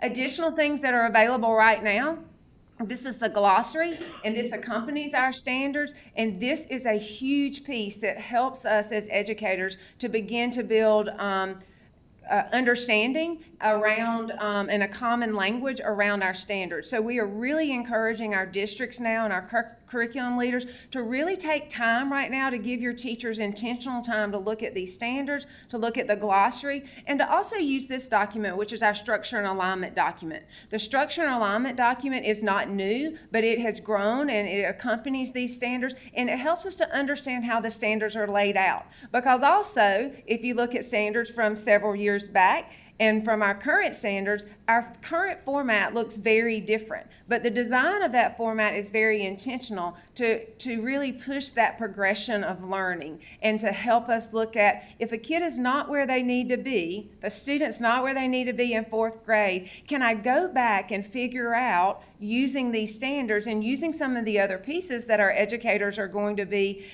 already implementing or either perfecting in their strategic literacy plans, how do I go back and identify where the missing link is, and how can I use these standards to help me close those gaps and to ensure student growth and student achievement.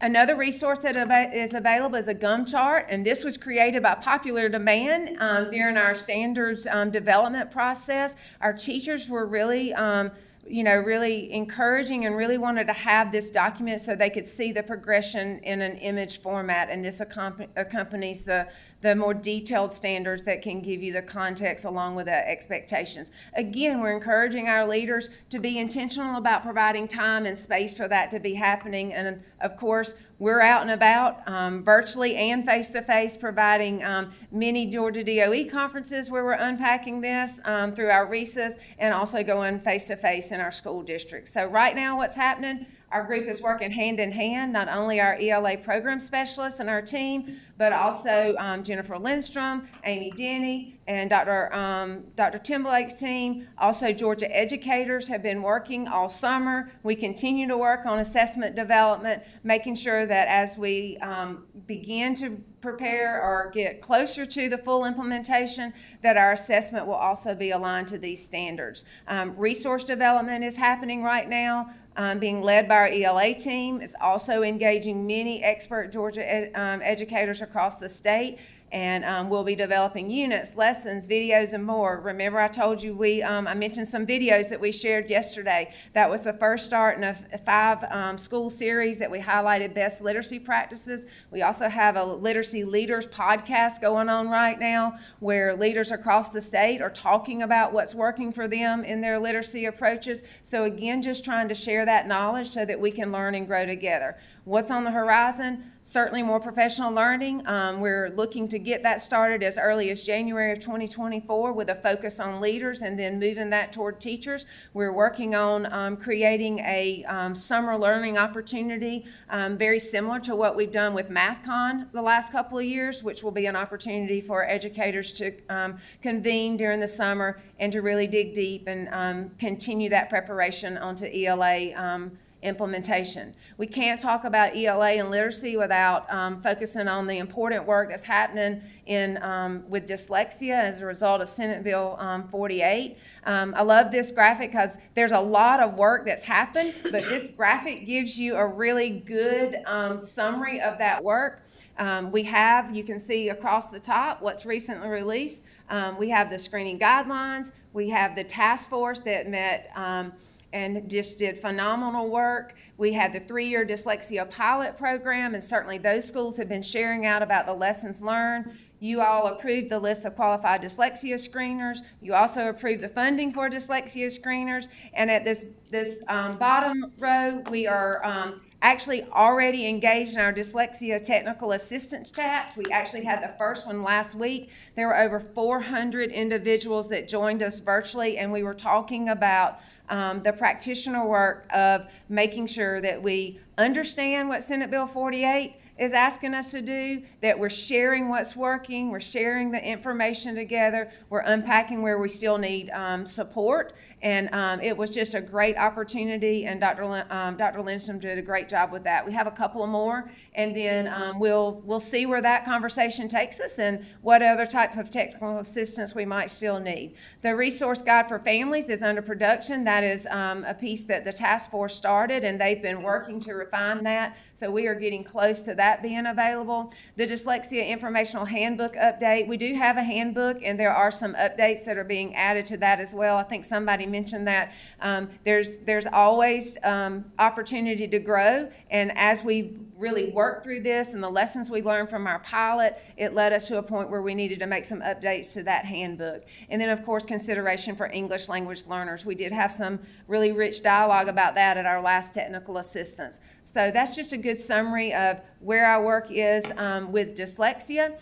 Also, that will move us to talk about early literacy. House Bill 538, you all know, was passed in our last legislative season. So I am excited to announce that there's been a lot of work happening, and we are excited to now announce the Georgia Literacy Academy, and this is our partnership with the Rollins Center. This will be the courses that will really be the option for districts to ensure that not only their K-3 teachers, which is what House Bill 538 legislates, but because of that foundations domain, this is also very applicable to our K-5 teachers because it is the foundation, it is that science of reading, and these are going to be the modules and the courses that we will make available to all districts in the state free of charge. They will be actually embedded into our Georgia Learns platform, which is part of our Georgia Connect suite. Why is that important? Because again, we're maintaining that one-stop shop for our teachers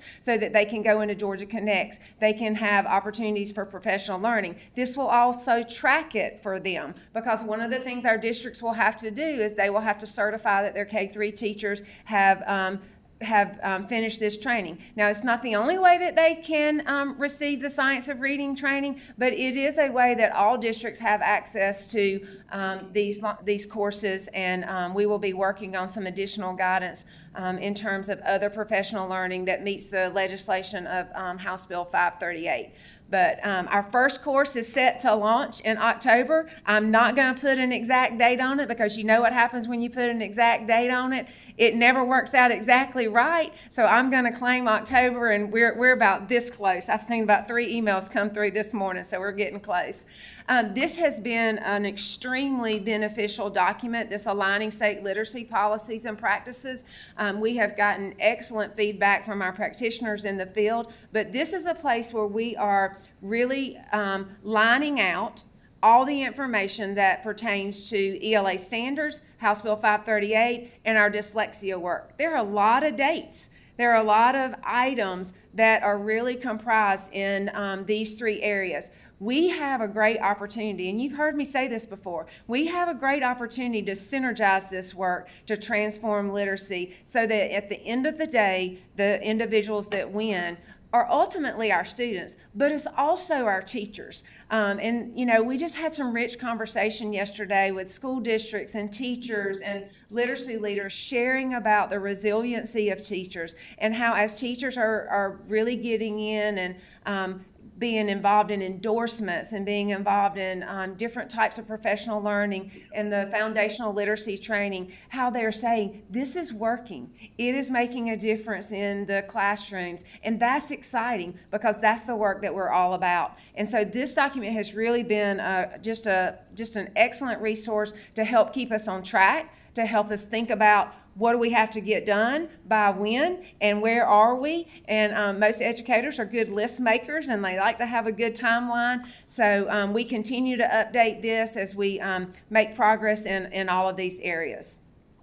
I'll shift gears a little bit now and talk more about mathematics. And we are there. Dr. Snell talked yesterday and she said, Happy New Year. It is 2023, and that means we have rolled in our new ELA mathematics standards. You can see the timeline here just to remind us of what it was. We started this back in 2021.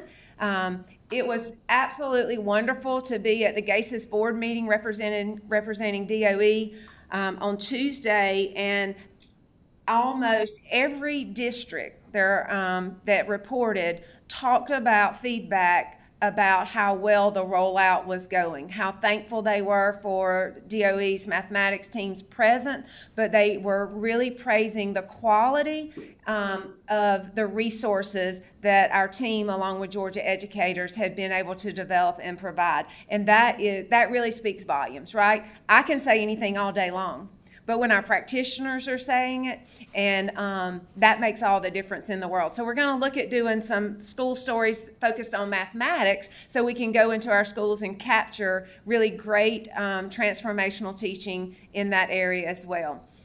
This is a reminder of our new Georgia's K-12 mathematics standards. You can see the big ideas and progressions. You can see, too, there's an intentionality of this K-12 progression and how those big ideas start in kindergarten, move all the way through high school.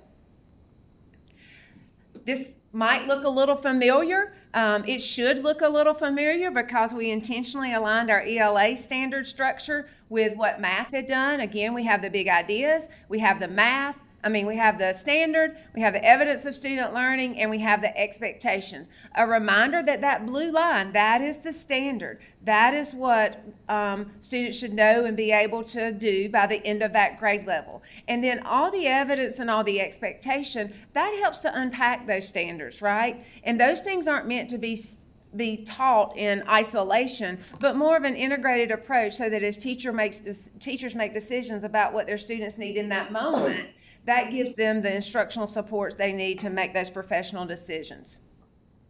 Really excited about the mathematics resources that are available now in Inspire. So of course our suitcase has our mathematics standards, but I'm going to talk a little bit about the resources. So let me go back here. When you log into Georgia Connects, if you choose Georgia Inspire and you are a teacher in the state of Georgia, if I was a kindergarten teacher, I would not get K1, 2, 3, 4, and 5. If I was a kindergarten teacher, because my student information system knows that I teach kindergarten, I would get the kindergarten block of mathematics. And if I clicked on the kindergarten block of mathematics, this would be what I would see. You can see that there are comprehensive learning overviews. So these are suggested curriculum maps that pace out the year.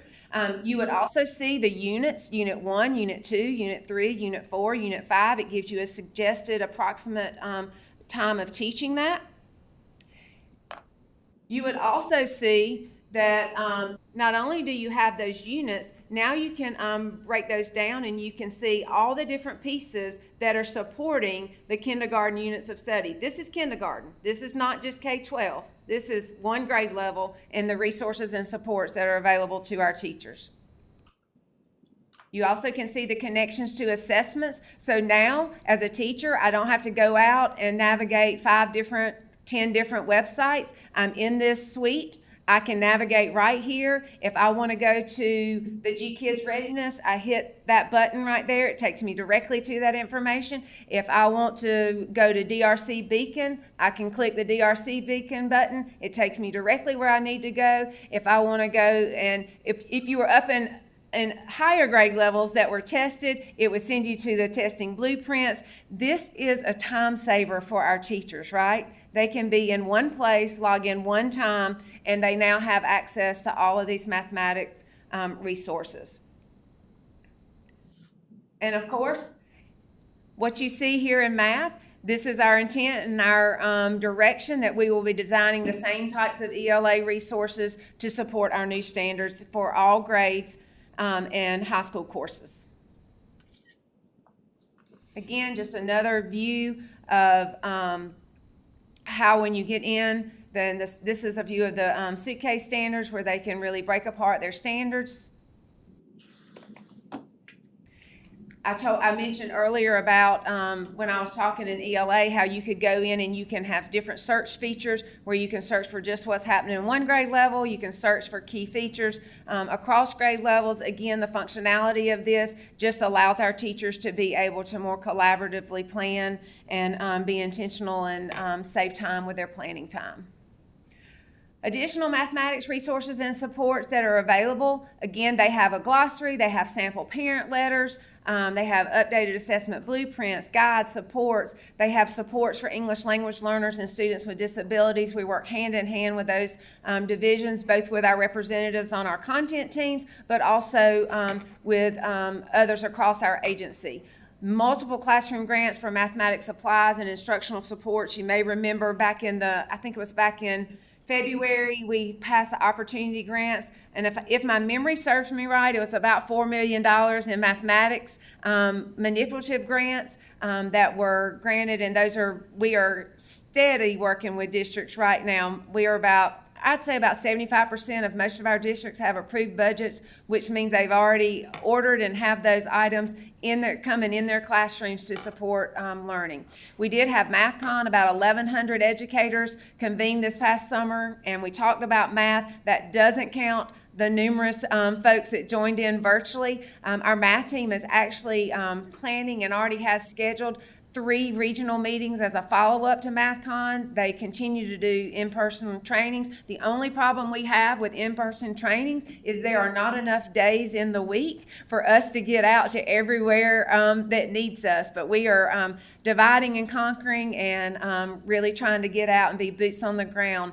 I know we had a district call. We've had several districts call lately. And so between virtual, thank goodness for virtual opportunities as well, it allows you to be a couple of places in one day and cut out the travel time, but you can still provide lots of quality support. as we look at like where we're going with mathematics, certainly we're in the middle of that implementation right now. We're out in the field. We're listening to the voice of our leaders and teachers. We're verifying the things and the resources that are working. As we identify additional needs, those will be areas that we will continue to develop resources. We're also finding those conversations and coordination between literacy and numeracy. And how are we doing that? We're being very intentional to coordinate with CTAE, with STEM, STEAM, science, social studies, even nutrition. And we're really making an intentional effort to really create some interdisciplinary approaches so that we're finding ways to integrate that learning. The math team has done a great job with that. And through their coordination, they've those are available in Inspire as well. Definitely, we're embedding and making connections to key literacy and numeracy skills in all instructional units. We have several different literacy collaboratives where we look across the work that we are creating so that we're being intentional to make sure that we are embedding those in all of our resources that we are procuring at this point. Also, making sure that we're thinking about how we reinforce and remediate content, and then again, allowing students to make connections across courses and content area. So really excited about the opportunity we have to make some of these connections. There's a lot of work going on right now in the math and the ELA world, and there's a lot of great work going on by teachers and leaders in our districts across the state. So the best part of my job right now is getting out and being in the schools to see actually what's happening and to really see our standards come to life and how they're changing classroom instruction. So that's a little update about a lot of what's going on. And I am certainly, as usual, happy to take any questions that you might have for me if I didn't cover everything that you might be interested in discussing. Ms. Kennemore. Thank you. I appreciate that update. It's a lot of information, but it is a lot of information that we've needed for a long time with the ELA and the mathematics. As I go across and listen to different people contact me, they have nothing but great things to say about you and Amy Dendy, and we work with Jennifer on the dyslexia, so she's doing all of you are doing a great job, and I just want to give you kudos and tell you thank you. And also, I'd like to know if you can email me this slide deck. Mm-hmm. I would appreciate it. I will. Thank you. I think just the whole Yeah, board, just send maybe, it all to all us. of it. Okay. Great. Y'all got the short version too. I could have given y'all what's going on in science and social studies too. Well, when Lots I of good asked, stuff. when I asked Finna if we could get an update on ELA and math, thank you. I mean, this is the book that I'd like to read. I know a lot of guys that aren't into curriculum and all this kind of thing, you know, they're. Mike probably was over there doing numbers on math or something, so I think. But that was so informative and so very thorough. And a lot of things I'd even like to break down at some point and just have people come back and share, like you were talking about the leaders in your district, how they're the implementation, to talk about that as it's going out. And I think one thing I could do is, and Megan's already asked me for it too, the 5 stories that we shared yesterday, they were hot off the press, and I didn't want them released until we got to release them and let those districts kind of shine yesterday at our DOE Curriculum Leaders Conference. But what we're going to do is create a playlist with those, and as soon as I have that final playlist, I'll share that with you, because I think that hearing it from our districts and our schools and the work, and when you hear the common themes that come out, and that's one of the things I challenged curriculum leaders with yesterday. I said, we didn't bring all of our school districts into one room and say, make sure you said this. We said, tell your story. Tell us your story. Tell us what's working. Tell us where your challenges are. But there were some common themes that came out in all of those videos. But the common theme was about the need for collaboration. The common theme was the need to make sure that we are making intentional choices about the instructional decisions that we're making. And that is where we have committed to serve and support our, our districts across the state. In fact, that's really the biggest charge of my team this year. I gave them 3 goals, and that was that we were here to serve and support. We were here to communicate and collaborate, because we can have all the best resources. And we do. We have some great resources that are aligned, they're Georgia grown and Georgia owned, and they're free to our districts. They don't have to go and pay for them, and that is fabulous. Our teachers can access these resources on their laptops, at home, at school, at the coffee shop, on their cell phones. They can use these resources where they are. But this collaboration, it is the game changer, and it is going to be the piece where we can really make the most significant impact long-term on our students' lives in the classroom. Well, Amy, when we asked for that, for you to come on our side, you know, we get asked, how's the implementation of the math standards going? What's different in the standards? What does K through 1, 2, and 3 look? Is it aligned with House Bill 538? So we get those questions, and with you presenting these things to us and showing us things, I think we have something to go back and say, hey, these things are going on. A lot of them have seen the standards because, you know, I'll send them a clip of that. This is what it looks like, but they have no idea of the nitty gritty that's all in this and what's going on and what we're doing and how the implementation of the math is rolling out. I've been to some sessions, and I tell you, there are great comments. Parents are a little frustrated because they want to be able to really teach it, and it's a little different for them, you know. But I'm excited. Thank you for doing this. Thanks for the length of this. And like I said, maybe we can get little bits of it to come back and refresh us because there's a lot in there. Have a great team. They're doing a lot of great work. Mr. Sweeney? Yeah. Oh, sorry, Scott. That's all right. Amy, first of all, I want to, thank you very much. Number one, for your rapid delivery. How you did 20-plus slides in a single breath, I don't know. I was wondering, though, if you could back up on the ELA to the adoption time slot. You talked about the years and the implementation. Let me get out. I think that might have been one of the first one or two slides. Did I skip it?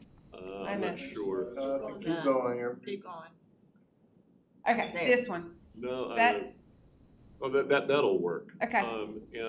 Here's and I made this point when we actually affirmed the adoption of the math standards, and the importance of this board having connections with our legislators, because oftentimes, and we've seen this and we've witnessed this, is there can be somewhat of a knee-jerk reaction in saying, hey, let's go ahead and try this.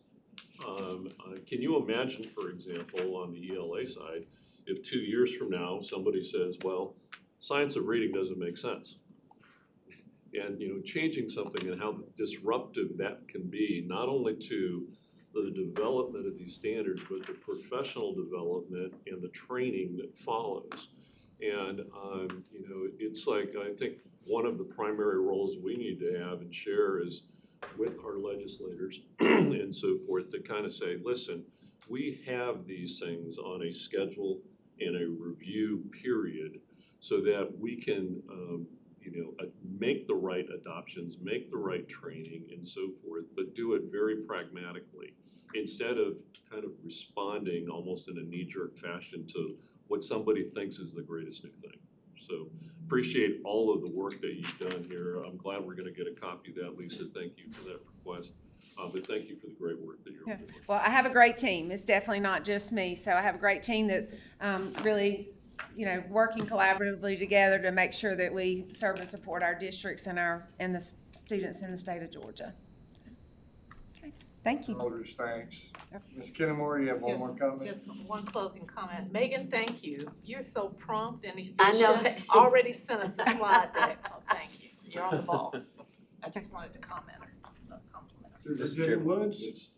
I just want to say, when you serve in a local school district, teachers always talk about the support that they haven't gotten for the new implementation of different things that are coming down from the state level. This is encouraging to hear what y'all are doing to support the work that's going on in the classroom and to support the district office administrators in the implementation of it. And we can have something to point them to, Yes. which is great. This is encouraging, so I thank you for that, and Superintendent Woods for your vision to See, Amy? trajectory of education. I guess Well, mine's sitting on my desk, so I'll just let you know. But again, appreciate that, Dr. Aldridge. Again, just to let you know, this really is a total team effort. When you talk about suitcase, so again, whether it's working with Dr. Wall and CTAE and Dr. Osborne, with the technology part, our rural innovation and education team, Dr. Timberlake, and really everyone. So, but it is, with the eye of having the teacher in mind and making sure that we serve and support them. And I think as I've charged the staff, I said, I want our people in the field to have a 5-star experience. I think that we want to give them second to none. We want to make sure that we're providing things that don't get in the way of education, but actually help support and educating our children. We've talked a lot about ABCs and 1, 2, 3, so we're going to flip a little bit and talk about something else. But I think that, as we think about the whole child, and again, preparing our kids for education, you've got to have an environment that is conducive to learning. That has to be set first. If a child does not feel safe, if we are not prepared, then we have really set ourselves up with a disadvantage. So Justin Hill's going to come and talk to us about Ready, Georgia, our school safety designation. As I always begin, I said keeping students and staff safe is our first priority. That's what we have to look at day in and day out. That we have to make sure our kids are safe. I want to just affirm that we have a great relationship with GMA. We have a great relationship with Homeland Security. That is a board or groups that I meet with on a regular time frame, of course, with Justin and our new safety personnel as well on board. But today we're excited to announce the launch of a new recognition program for schools ready for Georgia. And we're not talking about just, an active intruder. But we have to be thinking about, in Georgia, what happens when a tornado hits? What happens, we just seen recently a hurricane, which you don't think in South Georgia where I'm at, is that even a possibility? But we have seen that's the case. Is it a man-made natural disaster? Is it something, that could happen with rail lines going through and, what we saw up, I think, in Pennsylvania. So we have to be prepared. And I want to assure you that we are actually even doing that. We've reviewed our process as far as what we're looking at, even at safety inside the DOE and what happens at our conventions, what happens at our meetings, what happens up here at board meetings. So we'll be rolling out some new things with that, to put that, because we want to make sure that we model exactly what we expect. Cybersecurity, is something, again, that we talk about as well. So, Justin, I'll let you come and share real quickly. Thank you, State Superintendent Woods, and ladies and gentlemen of the board. It's my pleasure to go over a new recognition system as State Superintendent went over. And of course, fundamental to school operations is school safety. And there's nothing more precious than to make sure that we're thinking in terms of prevention and how we can respond. So let me go over some things on my first task. Of course, this is a layout of the Office of Old Child, just as a reminder. Tiered system of supports, which is with Jeannie Morris, our senior manager. That's the PBIS, MTSS, if you've heard those terms before. And then our student health and wellness. We had some board items yesterday in that. But today is, of course, is school safety. That's our newest team, standalone team, with Mark Muma, who's our program manager. And again, he used to work at GMA, so it's certainly fortuitous of us to hire someone that worked in that environment. All right. So my first task, or my first challenge by State Superintendent Woods when I came on board with the Office of Old Child, was how can we cultivate a culture of safety? What is it that we can do to get schools to work proactively without having more mandates or not having a negative rating system? What can we do to encourage a culture of just preparedness in general? So one of our first task was really to go over to GMA and to develop a kind of a partnership that now has really hand-in-glove kind of relationship. Evidence of that, of course, would be earlier this year as we had our first DOE-GMA joint webinar series, which we had a couple series out there. We was able to talk to school safety coordinators. We had 400 plus educators from the districts, because when districts are out there thinking about safety and preparedness, they kind of think jointly of GMA and the DOE. And so let's meet them where they're at. So that's really exciting. We have an application that's up and live now. We sent this out to all the districts and spelled out some criteria, because there's a lot of minimum things that you would think that you have to do as a school to prepare for a disaster or an intruder alert. There's the things that the law says you must do as a minimum. But what are some things that you should do that go above and beyond that when you're looking at your protocols? If you have an intruder alert drill, that's good to have the drill, but what if you're doing an after-action report with that drill and you're putting in pre-training elements in there and proactively designing some training for all your staff and more practice and asking how you can improve? That's going a little bit more above and beyond, and thinking, of course, of natural disasters in addition to the other things. Well, that gets us into a culture of preparedness, and that's what we're trying to cultivate. I want to walk you through the components of the application, and we're already starting to see some great responses from out in the field. Since we've launched this, we had just this week probably 5 calls where they're reaching out to the DOE and saying, now, who again is our emergency management person for the district or for the county? And we're able to connect them. Who exactly do I call at the GMA? Now, and that's the kind of questions we want to start asking is who's my contact, and not waiting till an event happens, but proactively preparing for those things. So when we developed this, it was not the DOE in a vacuum. We went over to GMA and we collaboratively worked together with Director Stallings, his deputy director, Linda Kribitz, and we said, what can we do together to decide some categories of what we think schools can do to be proactive? And we established and set on these 6 criteria areas: emergency operations planning, drills and exercises, training, security interventions, technology, and then data analysis, the thinking part of those things. And when they click on the application, it's going to ask a set of questions. And yes, some will be yes or no. Do you have this in place or this in place? But then there's going to be a drop down where they have to submit artifacts in each one of these categories where they say, hey, here's our agenda. Yes, we have a team in place, but does the team meet? When the team meets, do they conduct data analysis? What data do they use? Produce artifacts. This is the kind of thing that goes above and beyond just the minimum that's required. In the area of emergency operations planning, of course, we look at some, do you have a district safety team? That's great, yes or no, but does the safety team work in conjunction with the district? If so, how do they do that? Submit an agenda, let's take a look at that. And when we say we're going to take a look at that, it's the DOE and GMA looking at these applications together to say these schools indeed are prepared. At least they put the effort into being more prepared. Drills and exercises. Of course, we know we need to have fire drills, severe weather drills, and now we have intruder drills. Did you participate in a tabletop functional full-scale exercise in the last 24 months? That's great. Now tell us about it. Show us the after-action reports. What discussions have you had? And again, this is a learning process. And those who have a background in security and preparedness know that it's not enough just to conduct an exercise. It's the hot wash that occurs after the exercise where you take a lot of learning and you start to put things in place that can prevent those things from happening in the future. In the area of training, you'll see behavior threat assessments, civilian response and active shooter. FEMA has a number of courses. I've taken some of these when I was a school administrator. Mental health awareness, stop the bleed. These are some great courses. But there's also a drop down to say, tell me what other classes and courses that you've used in your district. And there's some narrative, and of course we want to see certificates and agendas and things like that. Again, this goes a little bit above and beyond just having a fire drill. And that's exactly what we're aiming at. And we're going to ask them if they have an SRO on campus.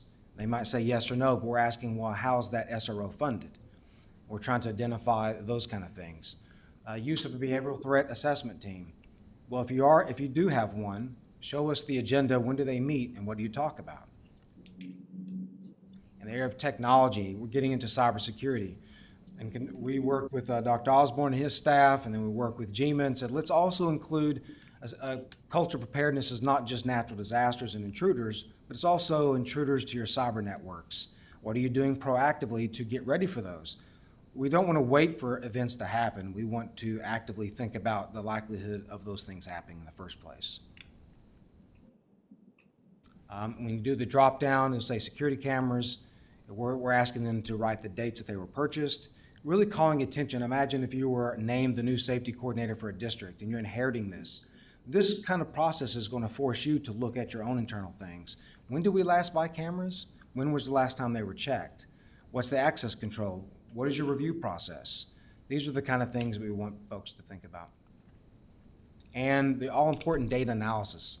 You have a lot of data. Schools and districts have a lot of data in the area of school climate, discipline data, some other things. What are you looking at? How often do you look at those things? What conclusions do you make? How often does the team meet?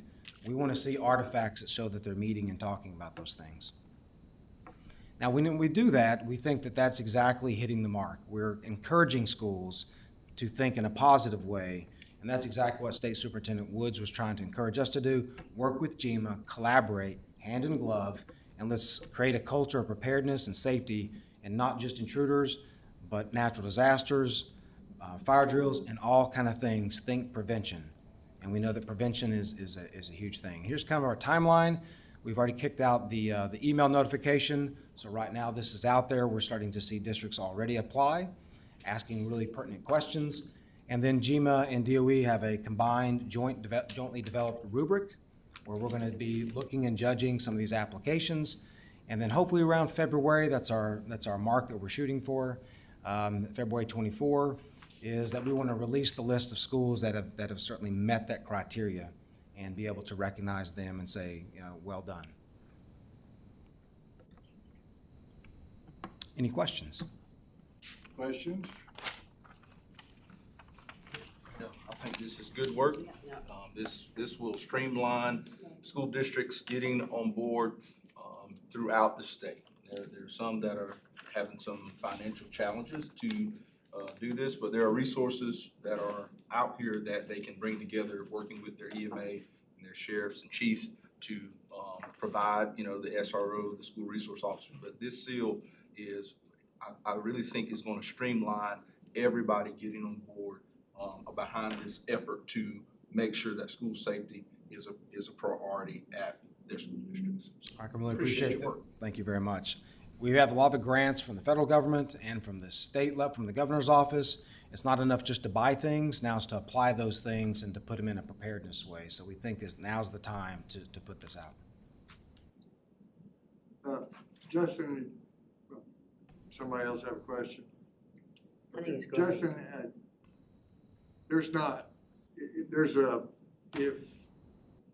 trying to figure out how to ask this question. The applications will go out, they'll come back in, and you'll review them all. And there's not a ceiling on the number of preparedness seals you can give out. If they meet the standards and the criteria, they're gonna earn this, right?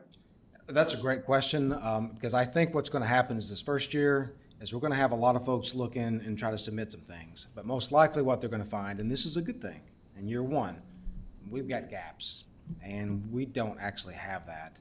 But by next year, we expect a lot of these applications. But this reveals the things that we've identified as that GMA and the DOE collectively said, you should have these things in place. These are the practices that should be occurring. We hope what's going to happen is going to be not as many the first year, and that's not a bad thing. Because now we want to work collectively, to say, let's help you put these things in place. And we think next year, it's going to be a lot, because what principal doesn't want to say that their school is not prepared? We want to help them get that way. Perfect. Great. Anybody else? Thank you very much. I think we're all glad to see this. We probably don't talk enough as a board about school safety and climate and culture.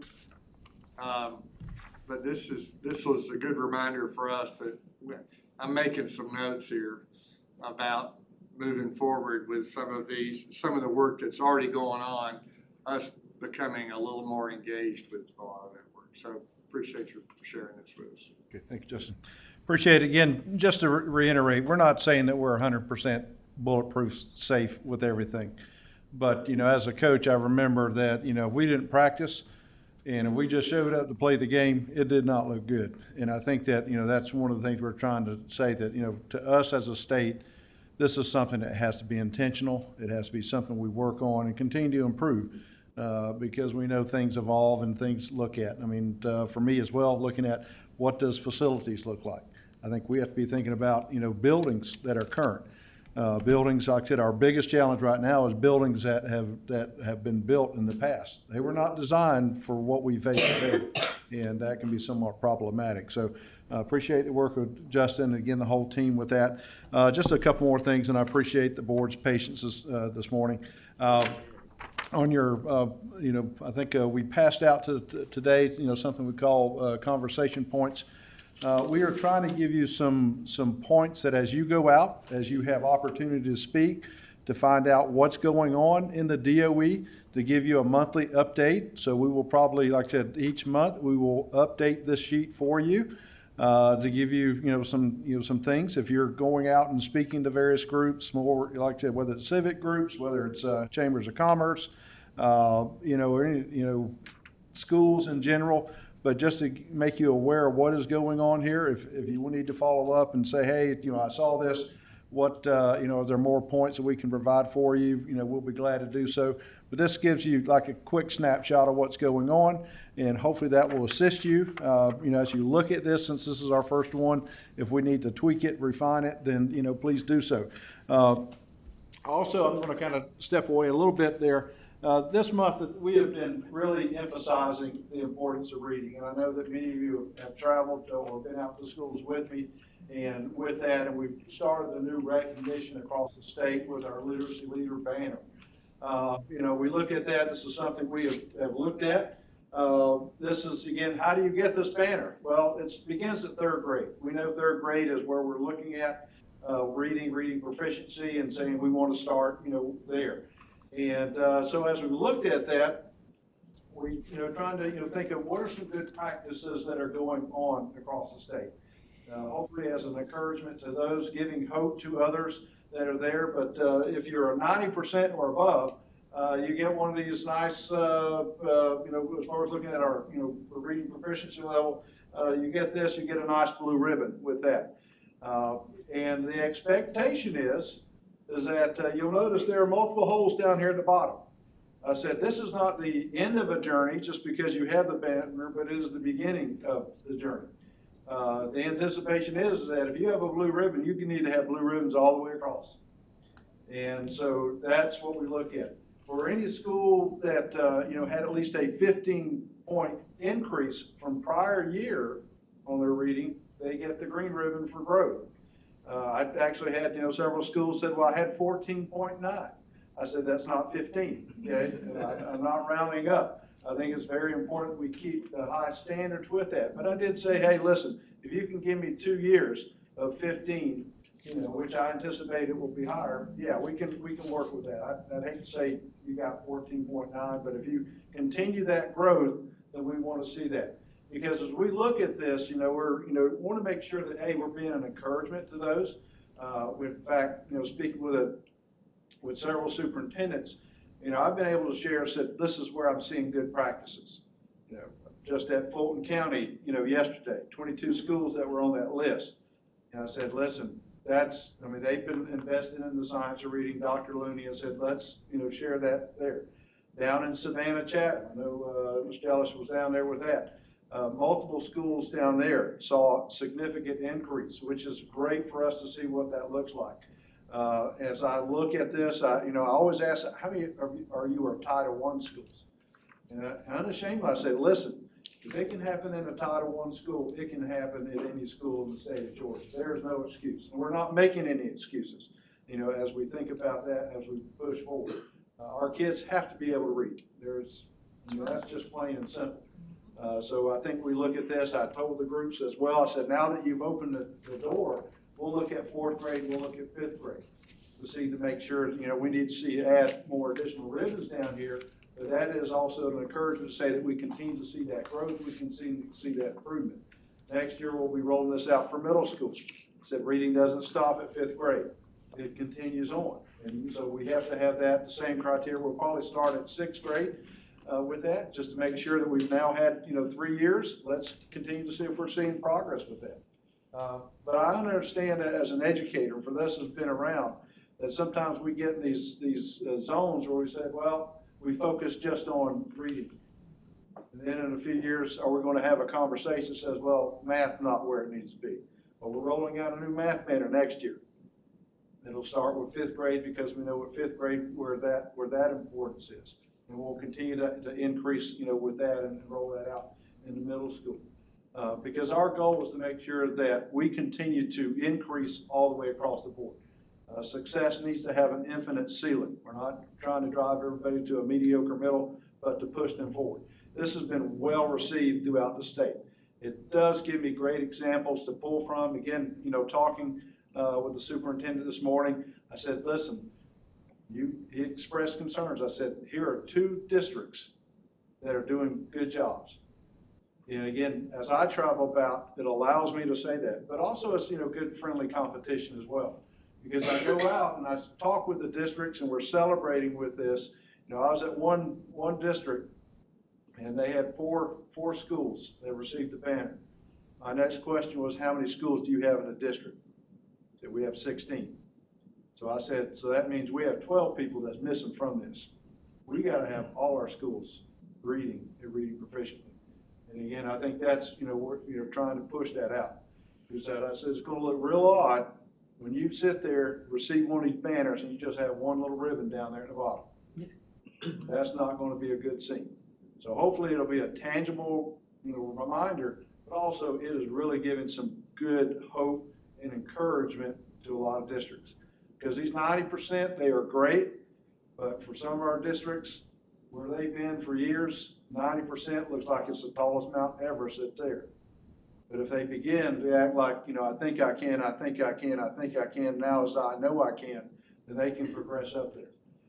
As I close today, we're always going to have a list. That's not going to be unavoidable. But what I've shared with groups at that is that we can determine what that list looks like. We can determine what does that ceiling or that bottom floor look like. And that's where we want to look at. My goal or personal goals I've shared with districts across the state, that within the next 3 years, anyone that is now currently scoring 80%, that they will be in that 90% range in 3 years. That's doable.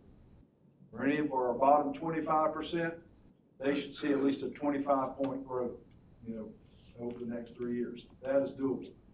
I know it's doable because I'm seeing it right now as I travel about. Again, I appreciate those of you who have been able to join me. We have more that we're going out there, but this is a total commitment when it comes to reading and math, across that, because those are 2 skills our kids have to graduate. And again, it's not just this year, but as long as we're educating kids in the state of Georgia, reading and math have to be recognized. It has to be something we look at. School safety is something we have to make sure that we're focused on to make sure that we can actually teach what we need to teach. So, Mr. Chair, I'll turn it back over to you. Thank you, Superintendent. I want to, if you don't mind, I'm going to share just a little bit of the conversation that we had yesterday after our committee meetings. It's been a long day, an eventful one, but we were talking about reading in his office, and we were talking about lexicons and other things that relate to reading and literacy. And Superintendent Woods made a comment that I recall making when I was working in a local district. And I think it's something that we need to be mindful about when we're messing. And I appreciate you sharing it. I hope you don't mind if I share it with the group. We spend a lot of time talking about, in terms of literacy, getting students to move to readiness or proficiency. There's a variety of terms for that. Let's call it readiness for right now. And grade level. And schools spend a lot of effort working with children to get them to grade level. We have a lot of students in our state that come to school at grade level. And their parents are just as interested in them showing gains to go to above grade level and above, proficiency. And I don't ever want public schools in Georgia to be labeled as we're just trying to get kids to the minimum, because we're way beyond that now. We can, with the resources that you've seen today, and the skill set that we have in our school district, a child that comes to us above grade level can show the same amount of gain in a school year that other children can. And he reminded me of that yesterday. And I remember having this conversation with parents, and I'm sure you probably have too. It's not just about getting all kids to a minimum level of competency. It's about growth of all of our students relative to the amount of time that they're spending in our schools during a school year. And I hope that we message that when we're out talking to constituents and other professionals. We have a lot of really bright kids in our public schools, and we owe them as much growth in a year and as much attention in a year as we do the kids that we're really working with who are struggling right now. And we have the capability to do that. We have the resources, we have the talent, and we have the means. So I learned a long time ago, parents send their kids, they send us the best kids they have. And they really care the most about their children. And yes, they're interested in what happens in their classroom, they're interested in what happens in their school, but their primary focus, and I know all of you that are parents know this, is how is my child seeing growth in the year? And we have the capability and the talent and the resources to do that. And I want to make sure we're messaging that this year, as this school year, because that's a game changer for everybody, every school district, to see that kind of growth with all of our students, below grade level, at grade level, above grade level. We have the ability to do that. So I hope you don't mind me sharing that with you, with them, because I appreciate you sharing it with me yesterday. And I'll just conclude by this, that, I mean, our vision statement means we're preparing all kids for life. Okay. We do not make it distinguished. We really put the emphasis on all. We don't want to leave anybody behind. We don't want to hold anybody back. Like I said, we want the scale to keep sliding to the right, where everybody's advancing. Well, I think we're at the end of the agenda, and if there are no other matters that come before the board, I just want to thank all of you for your patience with me the last couple of days. I want to thank staff, Superintendent Woods, all of our visitors today.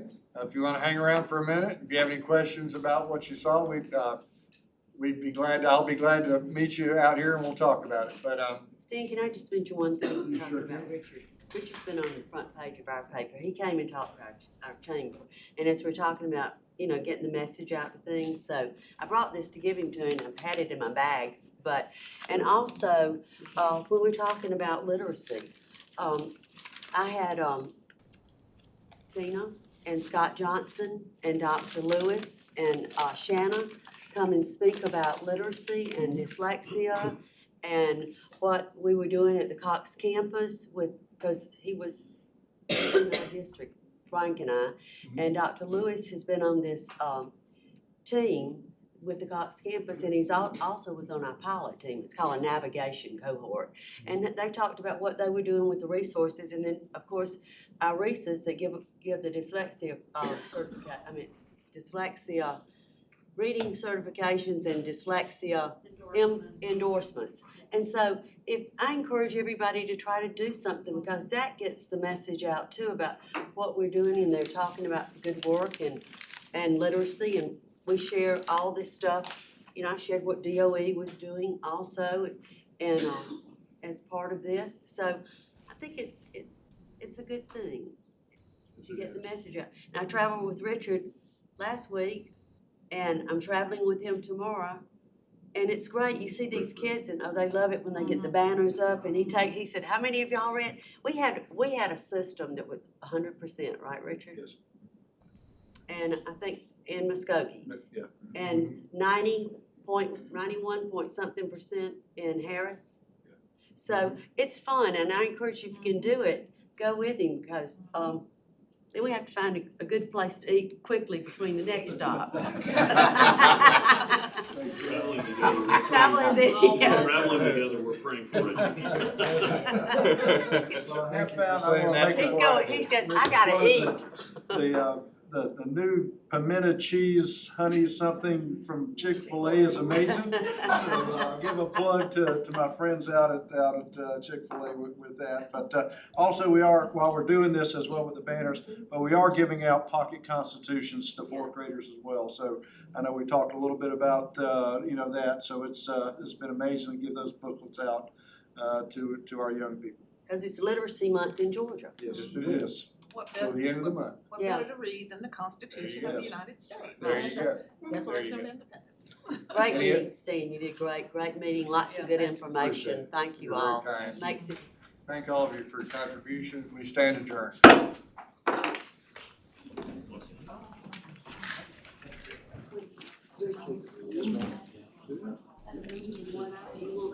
Make a motion.